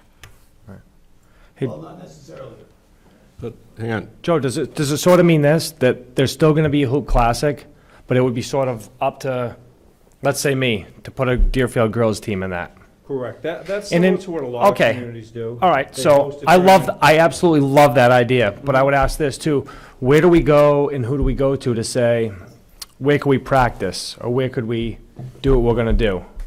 Do we have to go to the school and say, we'll pay to have a gym, or, is that sort of, it's sort of on our own to go figure that out? Yeah. Okay. At that point, yeah, you would go with. But you'll still have a Hoop Classic that's open to, That's however my you do it. plan. I mean, Okay. of all this, All right. that's the way I envision it. I'm actually glad I came, because I love that idea. Thank you. I think it's great. I had a question. you state your name. Oh, I'm Casey Woodman. I know who you are. So if my daughter played rec and travel, I guess I don't understand she would be playing rec again this year if we knew that that she would go over to the travel team. But what I guess I don't understand is the kids who play rec, which my daughter would play, why isn't it carried over into travel with those same people, but just with kids who try out and kids who make the team? Because then again, you would still get revenue from the travel team for the town, because we'd be willing to pay, like your traditional travel team would pay $200. You'd get a jersey and you'd get this and you'd get this, but it would be for the kids who are trying out for the team, but they would still be practicing for the rec team for the 2 months. They would still be practicing as a team. But I guess I don't understand why the kids on the rec team need a shot at a travel team when it should be for the players who are better players to carry on to the travel team. Those kids have already had their rec season. Right, and that's the system that I'm advocating for if we kept it under our umbrella, that all of the travel players would be taken from a tryout of our rec players. The rec players would have the season, and then the travel players would come out of that. Does that make sense? No, that's what happened last year, but the only problem was I was told you have to have all 14 if you're gonna have a team. There wasn't a tryout, there wasn't anything. Yeah, there wasn't a tryout. It was whoever wanted to sign up from rec to travel. There was no registration fee, so you didn't make any money on it. We would have been willing to pay for our daughter to play travel. So I guess what why can't it be under the umbrella of rec? Make it a tryout, have a registration fee, because I know that you're gonna have enough people to make a travel team, to give you guys revenue. And the kids who can't go to the travel team, they've already had their rec season. Right. It should be. Basically, I think in that specific case that you mentioned, Casey, that was just because that we weren't going to have a travel team for that age grouping, and we said, do we want to just keep our rec team going and enter into the Hoop Classic so they have the fun of that? So it was a little bit different than if we were going to have a full travel season and we had, because those numbers are really high to do a travel team. But it still came down to travel had rec rules. It shouldn't have rec rules. Kids shouldn't have equal playing time. It should be to win. It's a travel team. You're you're playing against different towns that you normally would never play against. So your goal is to win. It's not rec. Everybody shouldn't have equal playing time. You sign up for a travel team under the understanding that if your kid doesn't play, they don't play. You don't have to sign them up. That's different than everyone should have equal. Anyone who's ever coached a travel team for us, go back as far as they see Mr. Cummings, who did it for us over a dozen years, to Mr. Scheimer, to Jared.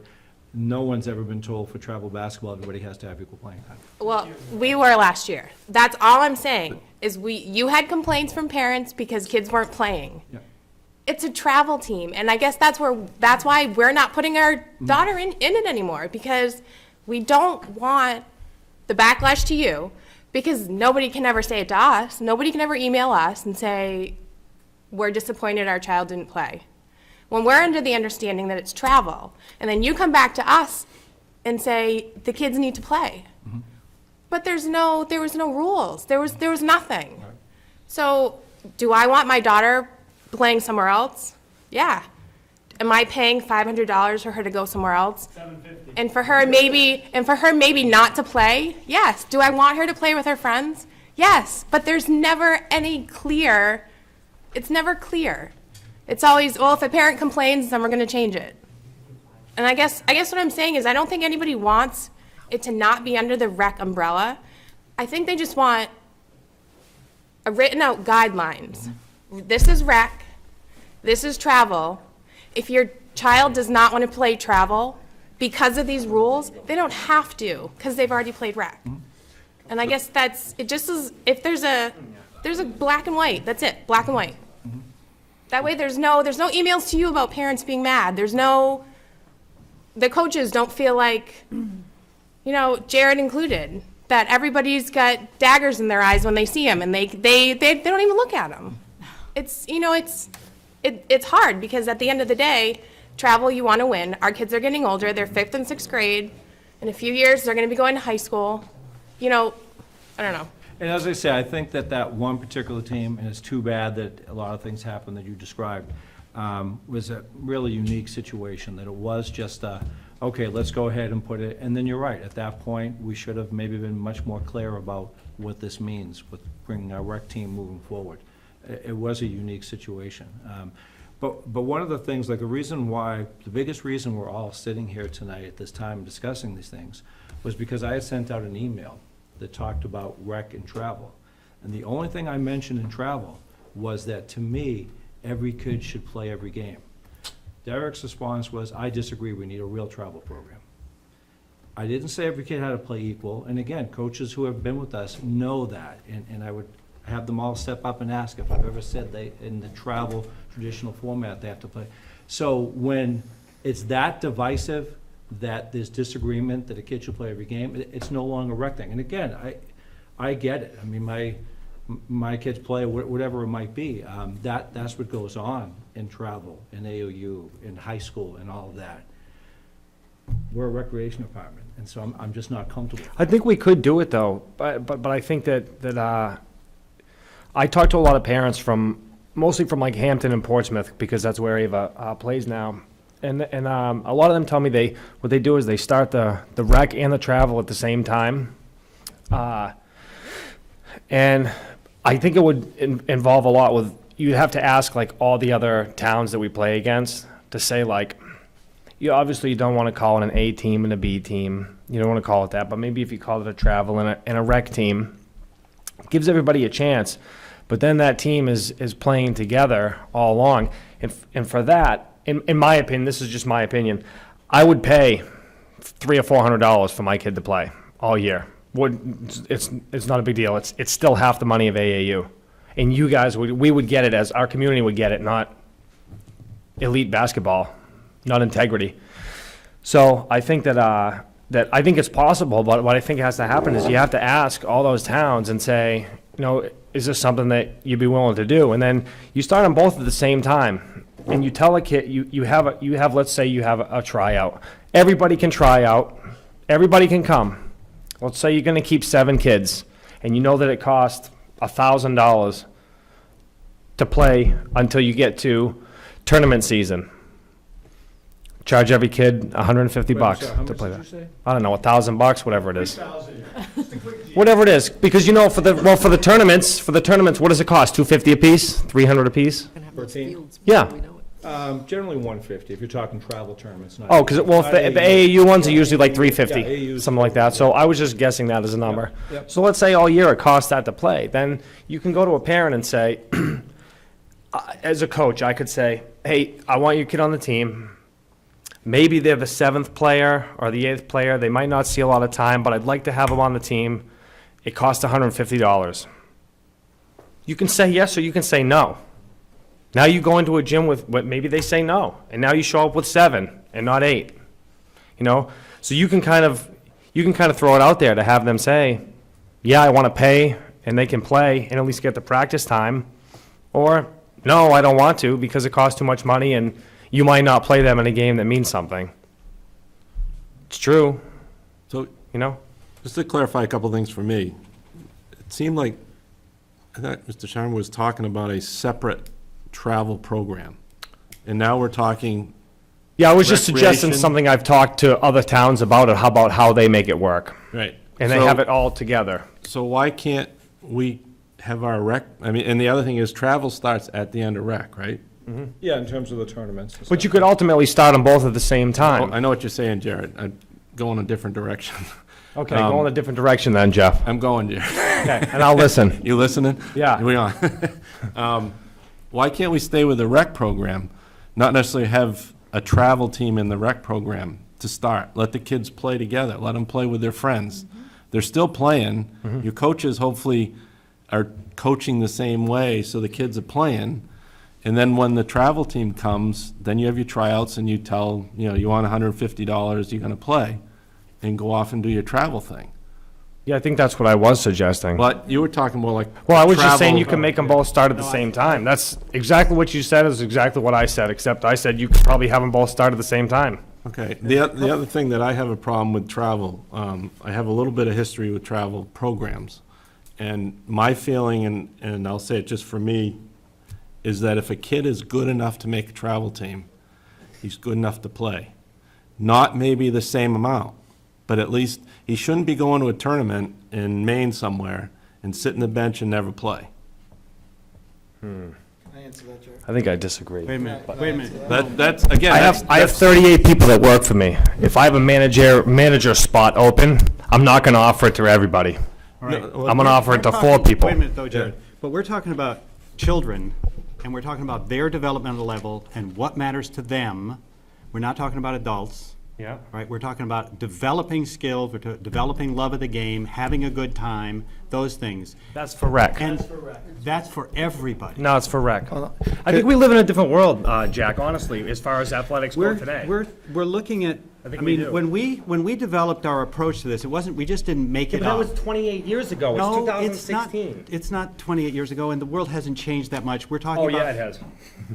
Can I The just world jump of in sports one, hasn't changed one that quick example? I just want to give an example, because we had a couple of examples actually on Jared's team. Wait, I want to drill down on this point a little more. One of the things that goes on, that we know goes on with athletics, with youth athletics in this country, is competition getting over the top. There are times when referees get yelled at by coaches, which is outrageous. Kids are learning, I mean, kids take that into the classroom and think they should yell at their teachers, right? We have times that, like, kids get belittled and stuff. It doesn't contribute to their development. You know, there's the kind of approach we're taking, you know, we've checked it out with other people. There's an organization that, you know, Brad Stevens and Doc Rivers and Phil Jackson and Larry Brown and all those kind of people endorse this kind of approach to athletics for children, that we can certainly have select teams, but kids on the team need to feel part of the team, and the focus not getting too caught up on winning, but caught up in having them learn to be better players, developing their competence, and having a great time. That's all true. And winning games if you can, for sure, but there's so many things that are more important in the work you're doing as a coach than winning. Well, if right? you're doing the right things, you're gonna win, probably. Maybe, but if suppose the other coach is doing the right things too, and somebody still is gonna lose, right? I think the confusion, can I just clarify So- some confusion? It would help, I think, if you give me Yeah. 1 second. So last year, we had a strategy that Joe and I talked about, and it was an example on Jared's team, and it was an example on the 5-6 boys team, where we made a conscious decision to take everybody on 5-6 boys. Yeah. And we knew, we wanted to take all the kids so they could all participate, and they could all practice, and they could all get better. So competitively, they would understand that this is some of the things they want to do to improve, to get to the next level in their development.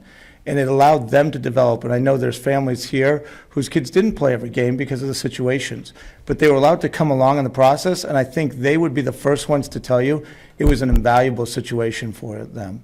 And we communicated that up front with all of the parents. We sat down, we explained the situation, we explained exactly how we were structuring it, and every parent signed off on it. And it was a positive experience. My daughter Meadow was coached by Jared, and she wouldn't have made a travel team. There is no way in heck her skills would have gotten her to the travel team. But she was part of that team, and Jared coached her unbelievably, where she didn't get in on certain games. And I know, Joe, you and I talked about this, but she was the best cheerleader, and she loved being there, and she loved being with her friends. That was a great experience. So it doesn't mean that just because a kid makes the team, they have to play. There's other parts of the experience that they really appreciate, and I wouldn't devalue that part of it as well. So that was a strategy we took last year, Joe, which I felt was very supportive for a lot of players who might not be able to normally make a team. Do you agree with that? Yeah, I agree with that, that's, you know, we had talked about, and I do think you had families sign on for that. Yeah. And they understood their situation. I do know that afterwards, they weren't happy with that situation. And that doesn't mean things aren't gonna change. It's the same thing if you, when you're trying out for the school team, all you care about on cut day is you made the team. Sure. Greatest feeling, I made it. At some point, you wanna play. And I think it was the same type of thing, because I don't know whether those families are able to speak up to you, but they spoke up to me. But how many would you say, Joe, out of 13? 2 of them? Yeah. Okay, because I knew of one, so that was, and I know one's here, that said it was an extremely positive experience for her son, so. But that's, again, that's just one piece. So my only point is, I wanted to leave with a solution. So I know we're running out of time. And I was just looking at, if a solution is Joe, we want to create under Parks and Rec, and we want to have a cut, and we have to cut some of those kids like Meadow, who won't make 5-6 basketball. I mean, let's just be honest, I would right? keep her, she's a good cheerleader. But she won't play. But if we want to go that route, we can. Or do we want to separate? The only thing I say, if we separate though, can we somehow be under Parks and Rec for the insurance purposes? Because I don't want to have to go out and try to get insurance and manage all of those aspects. So is there a happy medium to it? In the gym, yeah. Well, I've already talked with Cindy about the gym, so. In fact, I think that'd be the number one thing that would have to go, because if we are responsible in insuring, then we are responsible, because we're insuring. So, you know, to me, it would be a clean break, other than we know who to contact and that type of stuff. I mean, that's the way I envision it. Joe, do you know about what it costs for insurance, for like something like that? I don't. Okay. I was just trying to look that up. I know when we did travel soccer, it wasn't part of the town at all, and there was a New Hampshire Soccer Association, and we joined them, and you were allowed to have 18 people on your roster, no more, and And what did you just pay the fee to? Expensive, You just pay the fee to them or something? Yeah. And that included your I was insurances trying to and stuff? see if there was such a thing in New Hampshire. But I, It is, okay. I didn't want Jack- to lose the track of something you were saying, Jared, which was that idea of, what appeals to me, who spent my life sort of thinking about kids' development and following them for 40 years and seeing what leads to what and trying to learn about that, was your idea about having that there's a team for everybody where they get to play.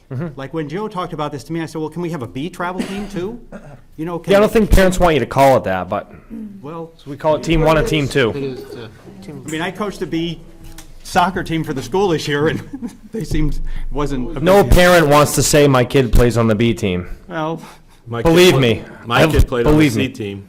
Yeah. I don't know that that's totally. Believe me, that's all I'm saying, there's no parent wants to tell you that. I don't know that And that's why we have to call I it mean, we travel have or junior rec. Varsity or, Yeah. what, you know, I mean, there are, That's different, you're older. we do that at Now other you're out of levels. Deerfield, you're in Concord. You- You we can do call it it- JV and varsity.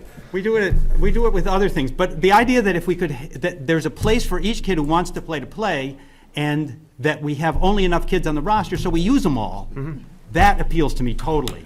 Then, you know, that's where I'd like to get to, as a way that we can do that. Yeah, I And that think you were for asked, everybody to play is that you great. were expected to take 14 kids on a travel team, it's like, it just seems totally unfair to me. Well, Like, I was can you expected to possibly take do that? 14, and Joe called me and said, hey, if you're gonna have this team, I want you to have all 14.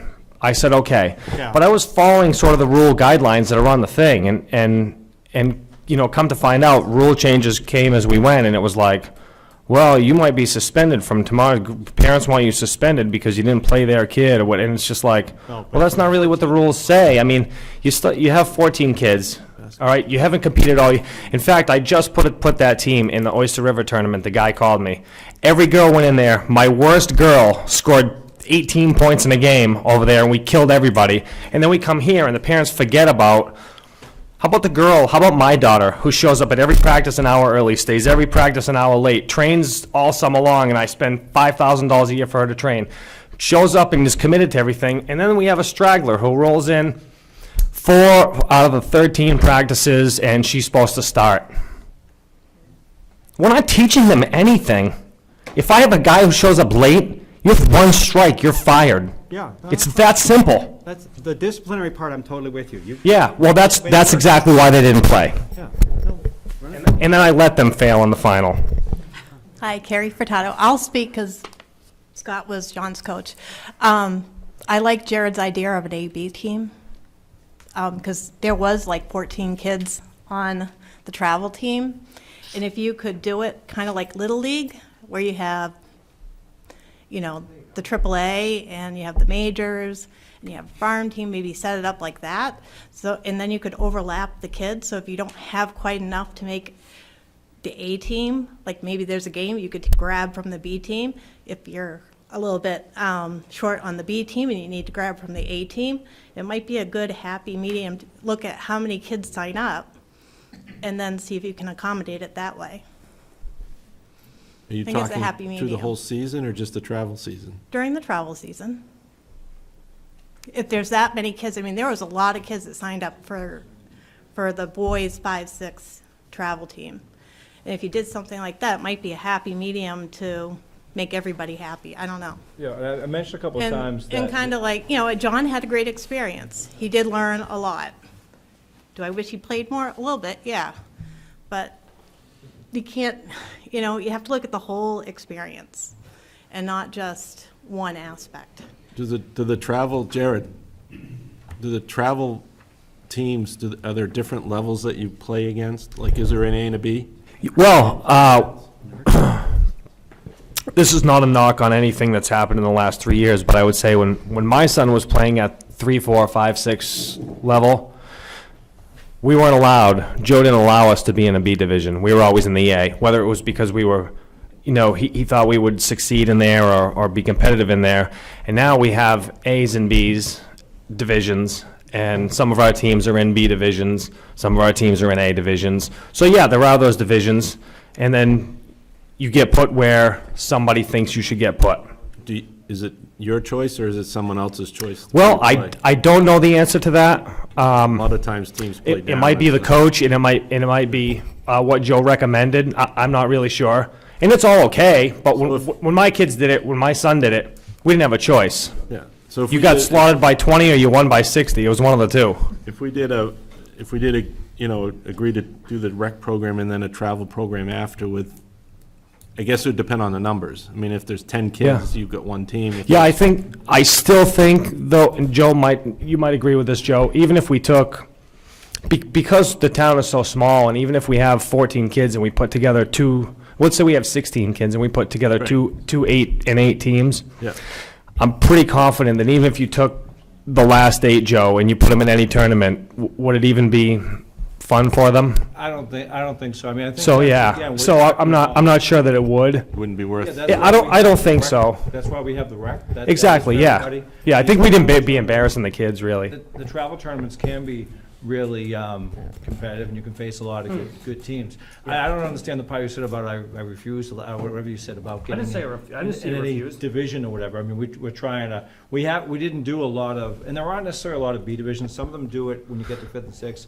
They might do a 5th grade division, a 6th grade division. I think all I was saying was, Some may be. now there's A's and B's, but when my kids did it and there was A's and B's, we were always in the A, and we went into Rochester as 6th graders, and I mean, it was like 85-3 or something, but it was great. The kids get their ass kicked, and so what? You get out of there, but all I'm saying is we didn't have a choice then. Now it's a discussion that you guys have, and whatever you guys do is okay. I don't care about it, but I'm saying, I was answering Jeff's question, if there is an A and a B. So there is. Great, thanks, Jared. So just to, if we're wrapping up, I'm sure at some point, do we all think it's a good idea to separate the travel program? Is that what the board's recommending? That's what I'm recommending to the commission, and again, we can continue to discuss it, but I don't think what we've talked about tonight separates that. And that doesn't mean, obviously, that that's some sort of adversarial relationship. not at in any all. way. Not at all. It means that we think it might be the best way to go for the people who Right. are spearheading the majority of the travel, and the way that we can tell our families in our rec program, your kid's gonna play, and that's what it's about. Right. It's about development, whatever, and we're not, part of that travel program. So, just real quick, it's not adversarial, is that the I just want to make sure that's the recommendation, so then we know what to do. Right, I need that answer, because my son doesn't want to play rec, but he wants to play travel. So if we separate travel, and a group of us as parents want to set that up, we're still welcome at the Hoops Classic, I'm sure, to represent. Absolutely. And we'd be able to do our own thing. And Joe, we'd probably have to coordinate gym time, because I know obviously, we might want to get in before Parks and Rec is out, so something we could certainly coordinate. But I just want to make sure, is that where we're going? That's where I'd like to go. Yeah, I want to say something too. Okay. So, I'm not sure why we need a separation at this time at all. Every sport is different as well. Basketball is different than baseball and soccer. Soccer, we have 2 teams this year at the 5-6 level. One team goes out and, like Barrington, who I think has 2 travel teams in their program, and then they have additional kids there. And we end up creaming everyone in the program. You got to try a soccer program. If we can keep our good kids in town and create that travel program or that A team or whatever we want to call it, and also a different rec team, it seems like it would work. We could work collaboratively on it, and that kind of setup is, I grew up in that kind of setup. as well. And I'm not sure why we would need a separation here. We could all carry the Deerfield flag and work under the Deerfield Parks and Rec, work with Joe on it, and put together, a board that would ran the travel for each of the sports. It would just be one board, worked with you on those things, and then we look at each season. Baseball, you pretty much have it's set up. You've got your divisions, then anything with all-stars of baseball, you pretty much, stats goes to Lamprey River or somewhere else. But I'd go with the separation thing, but I don't think we need it.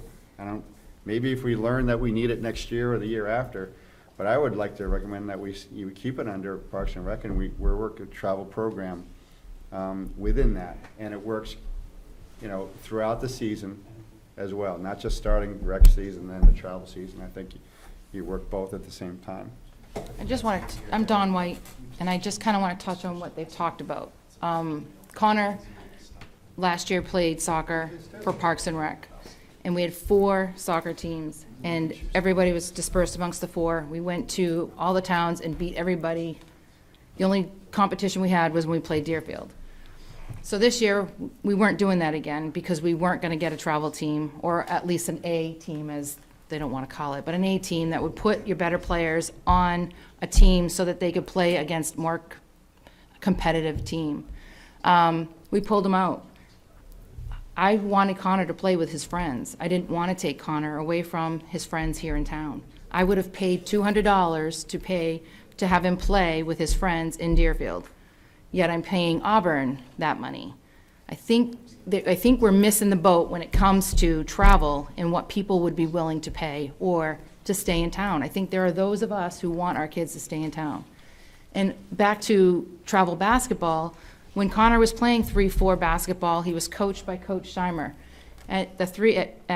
This was his first year, he was a 3rd grader. He sat on the bench. He didn't get a lot of playing time, but what he learned was invaluable.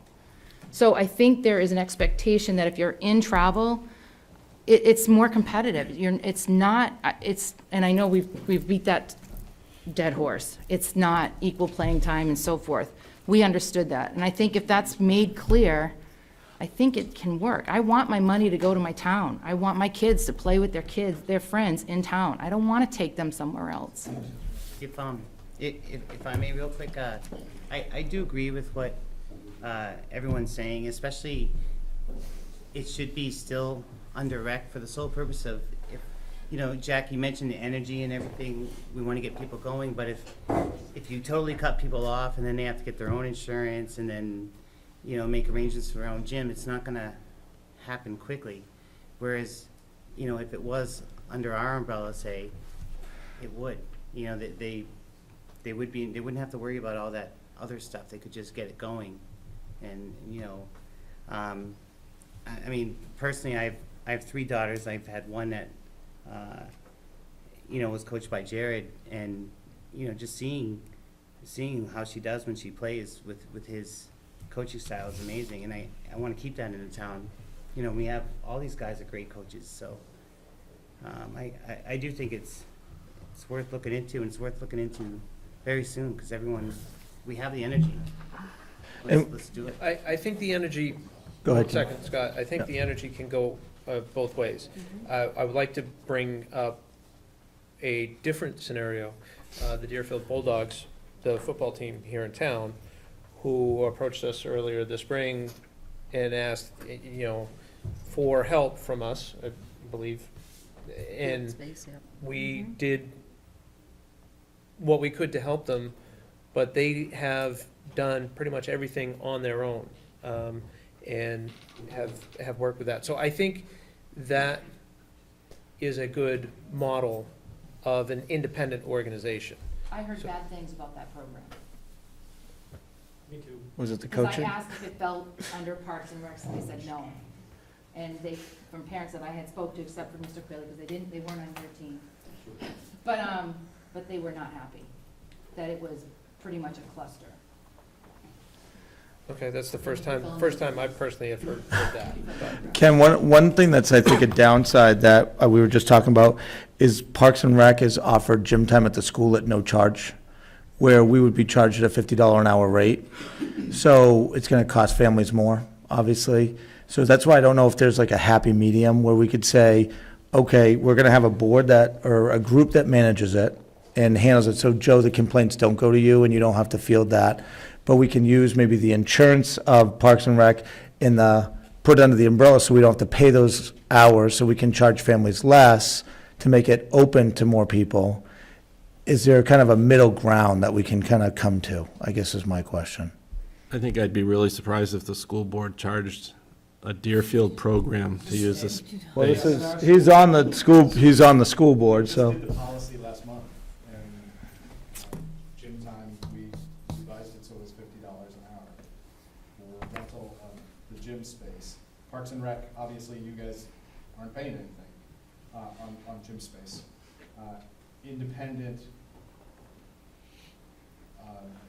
teams or independent organizations are supposed, that's our policy. Yep. You can approach the school board and ask for a change to the policy, but that's the policy. Not that I would always want to pay, but $50 is relatively inexpensive. And what I mean by that is astronomically inexpensive compared to everywhere else. Right, that's one, I think we want to just keep the cost down for families too. I know there's different opinions. My opinion is I want it to be a break-even cost for families so it can be affordable. That's my goal, to have everybody be able to access it. So I don't know if there's a happy medium that we can figure out. Because I understand, Joe, your point of the mission of Parks and Rec and not wanting to conflict with that. I can fully appreciate that. So that's why I wasn't sure if we can somehow be under, like, almost like the umbrellas here, and we're just under the last piece of it. But that way we can get a reduced rate and we can handle and like Brian was saying, it makes it a little bit easier to facilitate to get the outcomes that we're looking for. So I don't know if there's a way to do that.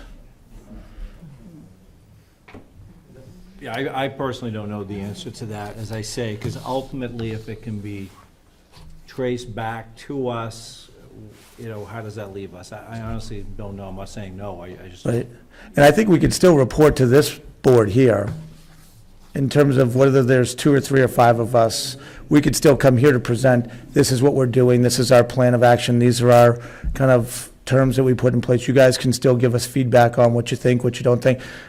I'm open to any of those suggestions to try to get it so that, Joe, you're comfortable, the board's comfortable with where we're at, but we could still move forward with the kids, so. Because I don't think we certainly don't want to put anything in. I mean, basically what we're doing is what we've done, Joe. I mean, it's not going to be, what we're going to be doing is what we've done. It's not going to be very different to what it's looked like in the past. So it's not like we're going to say, okay, we're going to bring 20 kids and not play any of them because we love to harass. Obviously, we're going to be logical in what we do, and we're going to model it after how it's looked. But it just, I feel like you won't have to deal with the complaint issues. They would be facilitated by us, and then we can certainly report them to the board in terms of what we're hearing. Hopefully, there won't be any. Hi, Jim White. I agree with everything what Scott's saying. One thing I'd like to do, though, is take whatever program that does get put in place for Parks and Rec and put that into, for travel, back down into Parks and Rec, so those kids develop as well, not just the travel team developing. What do you mean? Sorry. Well, we had talked about at one point where we would actually start a program if you guys decided that travel was not going to be part of Parks and Rec. And what we would do is we would come to Parks and Rec and coach the kids. And whatever program we put in place, plays, everything, would go through those kids, so those kids had an opportunity to play and travel at some point. We'd develop them. It wouldn't just be 2 separate entities. We could actually develop both programs. And that would be the piece that ties them all together. Yes. Yeah. We've got a lot of parents who would volunteer to do this. But weren't we talking about that earlier, where are you saying you put it into the rec program, and then at the end of the rec program, you go off and travel? What I think Jim, if I can, correct me if I'm wrong, but I think what we're saying is we just want to implement some of the strategies in terms of this is what the offense looks like, this is what the defense looks like, this is how you kind of play a zone or a man-to-man, so that kids can graduate into a travel program if they choose to, and they make the team, then it's not foreign to them, it's not scary to them. So kind of a seamless transition from Parks and Rec into the travel program. I thought that's what I said. So you're part of the rec program till the rec season's Oh, over? I plan to coach Parks and Rec. I'm not, I don't feel like I have to do one or the other. Scott, I think what Jeff is asking is, you would be under the travel would be under the umbrella of Parks and Rec. Systems would all be aligned, right? That's what Well, you're. I'm more saying the kids are all playing under rec, and then the end of the rec season, you go off and travel. Yes. You have your travel tryouts, and you have your teams, and you go travel. But the kids all play with their friends and intermingle during the rec program. Jared said exactly, so there it is. That's what I thought. I'm just making, because we also said the travel team would run parallel to the rec team. Yeah, but you don't want the travel, that's not really an option, you say you don't want the travel team. No, I But- think you guys need to decide, and that way they can decide. But you keep pointing at Joe, but I'll say I don't want to see a travel run parallel to the rec. Personally, I don't have a problem with you guys at the end of the rec, go off and travel and have tryouts and stuff like that. It's the same thing we've done every year, which is rec ends in February, travel picks up in April or March, and that we've done it the same way every year. So we're not looking to change that. But that's just basketball. What Yeah, about soccer? Well, let's get through basketball right now. Yeah, that's what I was hoping, is that we could solve one that's right in front of us. Create the model for the rest. Yeah, but then soccer might well be different, because soccer, rec, and travel are the same season, so. Should be able to get flexible on that. Joe, you're saying you don't want to see the travel part of the rec? I'm saying you don't want to see the travel part of the rec. I think you're The commission, the commission, the commission. There's nothing wrong with that, I'm just saying. You would have actually more control if you took it on and you determined what you wanted to do with your players, who you wanted to cut, where you were gonna practice, what tournament you were gonna go it sounds into. like you do My not want daughter travel. was very competitive, and I would not put her in any travel thing here in Deerfield. I did, it didn't work. You go Comets softball, AAA, ASA, Lightning, ASA, AAU basketball. Agreed. You go to Concord Express, you go We go to Canning, we go everywhere there you else go. for the You competition. play here in town with your friends. Then you go off and be competitive with your other group of friends. This Parks and Rec is not, it's supposed to be development, not competitive. So travel's not But it can be. It can be both. Travel is It's competitive. competitive. Okay. And I would rather see you control it, because you will get more out of what you want for your program than for us to tell you what you should be doing. So it sounds like we don't have a travel program under the rec department any longer, it's gonna be us controlling the travel. I don't think we decided that yet, let's- but it's, let's- but that's my opinion. we I haven't- would rather So see can we you. decide that tonight? Is there any way to decide that? You might have to be on the Let's- microphone. Let's, I mean, I think that's, we're not talking about for all time, we're talking about this year, we've got like a lot of competent energy in coaches and initiative and vision for travel that's really different than the way we see youth sports on this board. Have a really different view, and that's fine. Run with it for this year, and let's come back together and see how it went, and see what we do next. I don't think it's a template for soccer necessarily. Once it's out of We the, ran- once it's out of the equation, it's not gonna go back. See how it goes. We don't have the evidence. No. And can I give you a little background? Just a minute, just a minute, though, just a minute. Let me take this, We're not coming back to soccer. let me take this a little further down the road. I don't think it applies to soccer the same way at all. And let's look at that as that season comes around, what we can do for soccer. But I coached the 5-6 team last year and had the same experience, that we were way better than all the other teams, and we needed to have travel in Deerfield, like other towns have travel, you know. And as long as there's a place for every kid to play, and kids get to play who are on the team, we got a good rec program. And if it's travel, that's fine. But I like the idea of letting it run, of having you run travel the way you choose to run it for this year, and make it go, and We'll advocate with you, we'll advocate with you with the school board that they give you playing time. I'll be happy to come down and testify with you. Absolutely. Just real quick, it sounds like, But it's yours can we to just have a run, none of my values decision? in it. If we have a decision, then we can, let's not just spend all night. So do we have a decision, and then we could just go? So I would make that motion that we ask these enthusiastic coaches to initiate a travel program outside of the rec program on their own initiatives and values, and for this year, and we look at it again when the season's over. With the caveat that if you guys try to set that up and you run into like mind-blowing obstacles, like there isn't an insurance structure like there is for soccer, we should look at that again. Right. If you get stuck on that. And I will come to a school board meeting and help you get a good deal. Can I just say one other thing, just to answer this question? So if we go that way, anybody who wants to play rec in the town of Deerfield still does that. You know, it has nothing to do with that, so. You can do both. Encourage kids to do both, they don't have to, you have your own thing and whatever. So, Joe, what can we use as a communication method to get that out to all the parents, that if you do decide that we take on travel, that how do we communicate it to the community so that their kid can come out and try out?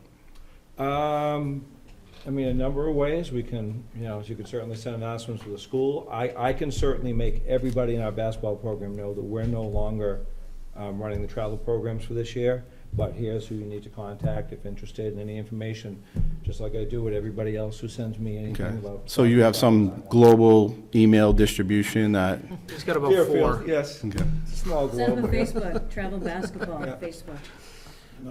But I think Joe's point, Jim, that Jim, I think the agreement is it would be a cooperative effort between, Oh, absolutely, yeah. to get the word out there. Right, and you know who they are, I think, but. There's a motion. Jack made a motion. It wasn't a second. Somebody got a second? Second. All right, so can you repeat your motion, just so we're all aware? I think the motion was, Right, I guess the motion should be that Parks and Rec will not offer travel basketball in 2016. It starts next year, right? And encourages the Formation. enthusiastic coaches to form an independent travel program for this year. But we have to help them. Yeah, the next piece is, but what can we offer in terms of Exactly. support? Oh, that's the motion. no, the motion. That's it. Okay. You good with that? Second. Okay. So can I play this out for 1 sec? Actually, a motion Yeah, on the let's- floor, we should all All right, right, you go got ahead. discussion on the motion? Well, all right, so let's play it out on girls' basketball. Jared's team here. So he's gonna take travel. He'll cherry pick his top 7 players, maybe 8 players. And he'll go to, he'll take that team and go to a league in Manchester or some other league outside of, he's not gonna be practicing in Deerfield, he's gonna be, or maybe he is, but he'll take that team and go outside into a different league altogether. And then come back for travel, and he'll put that team into the travel program. That's the way it's gonna play out, right? Well, I mean, that's certainly something that I've had conversations with those parents about, is there's 6 or 7 or 8 girls that I know who love to play for me, and I love to have them, and I love basketball season with them. Deerfield's never had anybody commit to the girls, I feel like, the way I've committed to the girls in the last 5 years. So I want to stay committed to them, they want to stay committed to me. But the problem I have is, if 13 girls sign up, hypothetically, let's say 14, or 13, usually that's what it is, and 8 of them decide they want to come play in the Manchester Suburban League, it leaves us no team in Deerfield. We can't field this 5-6 team anymore to play in this local, the local league that we play in. That's And only if that's- those parents decide not to play rec. They could What do you mean? But- Well, they wouldn't, ultimately you wouldn't, because the Suburban League is rec, and it's I mean, that's, If those families decide that going with you is going to be the only team they're going to play for. yeah. My suggestion is, not a that's it. suggestion, but my thought process goes like this, Ken. I think that's accurate, is that they wouldn't play here. And that's the only reason why I'm suggesting it. Maybe if two things started at the same, Jeff, when I said two things, maybe they started at the same time, but, you know, whatever, we got where we got and where we're at, but We that's have the only five- concern I had, was like, maybe if you only have four, now they can't field the team, we only have five, you can't field the team, so what do those five kids do? It doesn't look And it like sucks, in- because I feel like a jerk if that was the case, you know, like, Right, it doesn't look like an issue for this year. Okay. We have a 5-6 girls team right now with plenty of numbers. Okay. So unless there was some attempt for a mass exodus, So, okay. but Derek, to get back to you, what was your concern? Was I mean, that the goal was to try and keep it in town and start developing a progressive program in town for all the sports. Some sports are a little bit different than others, but obviously to try and keep the top, you know, or how many girls go with Jared not going to Manchester League and I'm keeping not them saying in town? I'm not saying they are, I'm just saying hypothetically, if But that's what I decided. There's a good chance that's gonna happen, because that's where we were before we came to this meeting tonight. But that migration has been happening for 25 years. Generations. Or Does that make it right? it's what happens. Families make those decisions.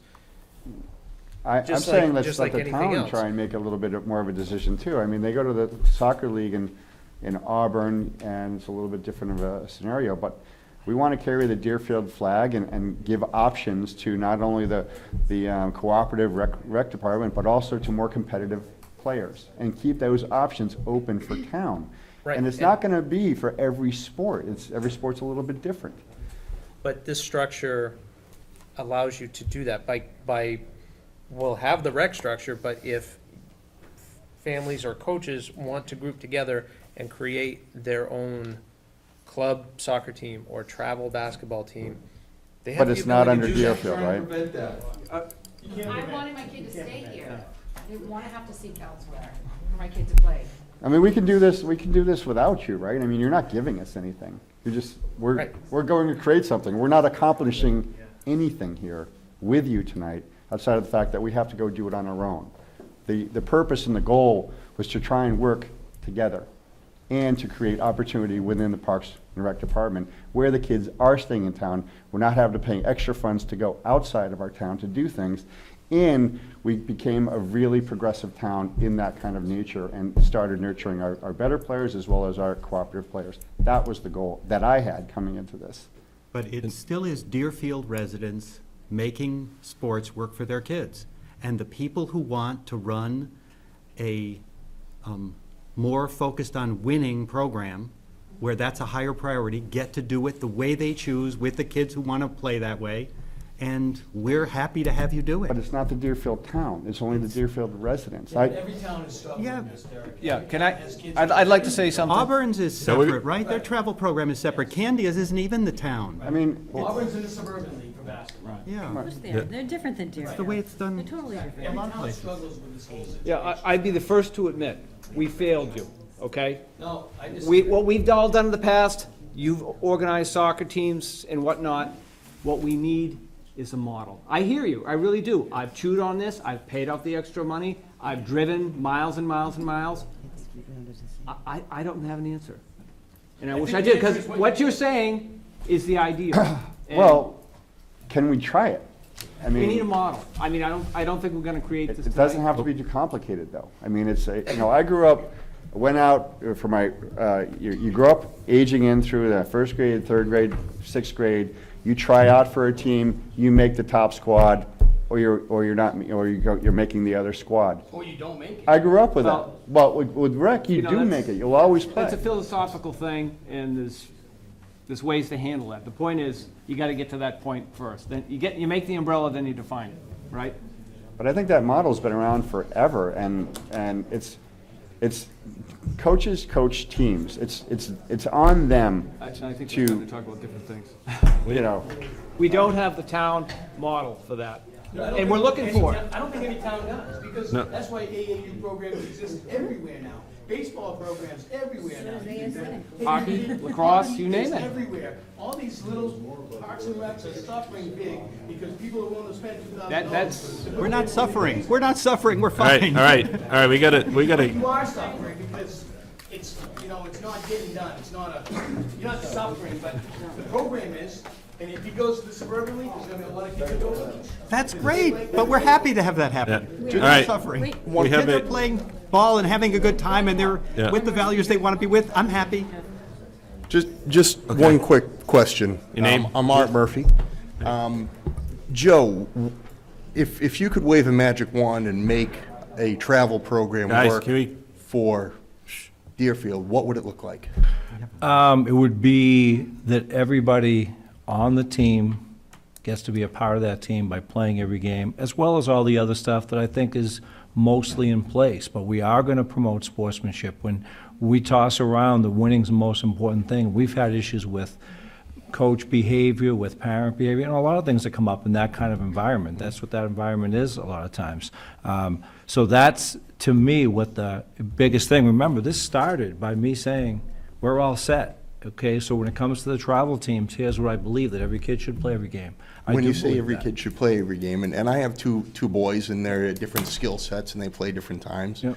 And they both work hard to do it, and some realize they're not gonna play as much. But when you say kids should play every time, I mean, do you have like a set time limit in your head of how much they should play, or? what I does that don't, look I don't, because, like, for instance, we've never put that out on a tournament, because that, to me, can sometimes be worse. If the only reason the kid's going out there for 10 seconds is because otherwise his team will forfeit, and we're gonna shine the spotlight on that, that to me can be even more embarrassing. I really would want the coach to internalize that. Yeah. This is my team, we're all gonna be a part of it, know it from day one, at every practice, we're all gonna be a part of it, and we're gonna sink or swim with Would this you team. object to kids being cut on a travel team? No. Okay, so you, Tryouts. tryouts. But whoever's on that team needs playing time within the scope of a game, and it's undefined, it's more up to coach's discretion. Correct. But they need to at least Yep. play. Now, for the kids that are cut, I mean, in your scenario of having a travel team that's part of the town, and I don't mind saying an A and a B team, would you see a place for a B team if there was a need for it? In most cases, no. I mean, first of all, our numbers, usually, we haven't even had a big cut situation. Right. We've maybe had a couple of teams have been a little bigger than we would like, and I think Scott alluded to that, and he talked to the families about that. But we really haven't had those kind of numbers where cuts have really come into it. And then those teams are left to, they gotta play teams like that A team Right. from Deerfield is what their competition is at minimum going forward in a lot of cases. I understand the dilemma here. I mean, part of the, I think the angst for some of the parents is, our kids are friends, and eventually they're gonna be in high school, and you wanna see them kind of grow and play together, and eventually try out for the middle school team that is a tryout, and, not all kids do have to play at that point. And it's just, I think that's where it's a shame that we're kind of trying to fragment when we know eventually they're gonna be in this situation not too far down the road. But thank you for your time. Thanks, Doc. All right, we have the motion on the floor. Parks and Rec will not offer travel basketball in 2016, and will encourage this group of parents, coaches, to start a travel program, and we will support it as best we can and how we can do it. Well, actually, that wasn't part of the motion, was it? No. Sorry. But we will. Never mind. All right. What? it'll be in the minutes. It'll be in the minutes. All right, motion's on the floor, it was seconded. We'll take a vote. All those in favor, say aye. Aye. Those opposed? Okay, there's your decision. I have one more thing. So what does this mean with volunteers running the Hoop Classic? We don't have to do that anymore, right? It's all my worry, yes. You've been Thank trying you. for 6 years. I offered you $300 last year I know, you to tried pay to people buy to do this. it, so we didn't have to. If that offer's up again, though, we will take that again. Thank you. Thank you. Yeah, thank you. You were a great asset in this meeting. Follow through with it, we will do it. Thank you. Thank you, Dave. Oh, you have a motion to adjourn. Yeah, I need a motion to adjourn. Yes. You're kidding me. I'll put forward a motion to adjourn. Second. All in favor? Aye. Aye. Where'd you meet him? Yeah, they're very sweet. Thank They you did a very great much. job. Oh, are these for me, or?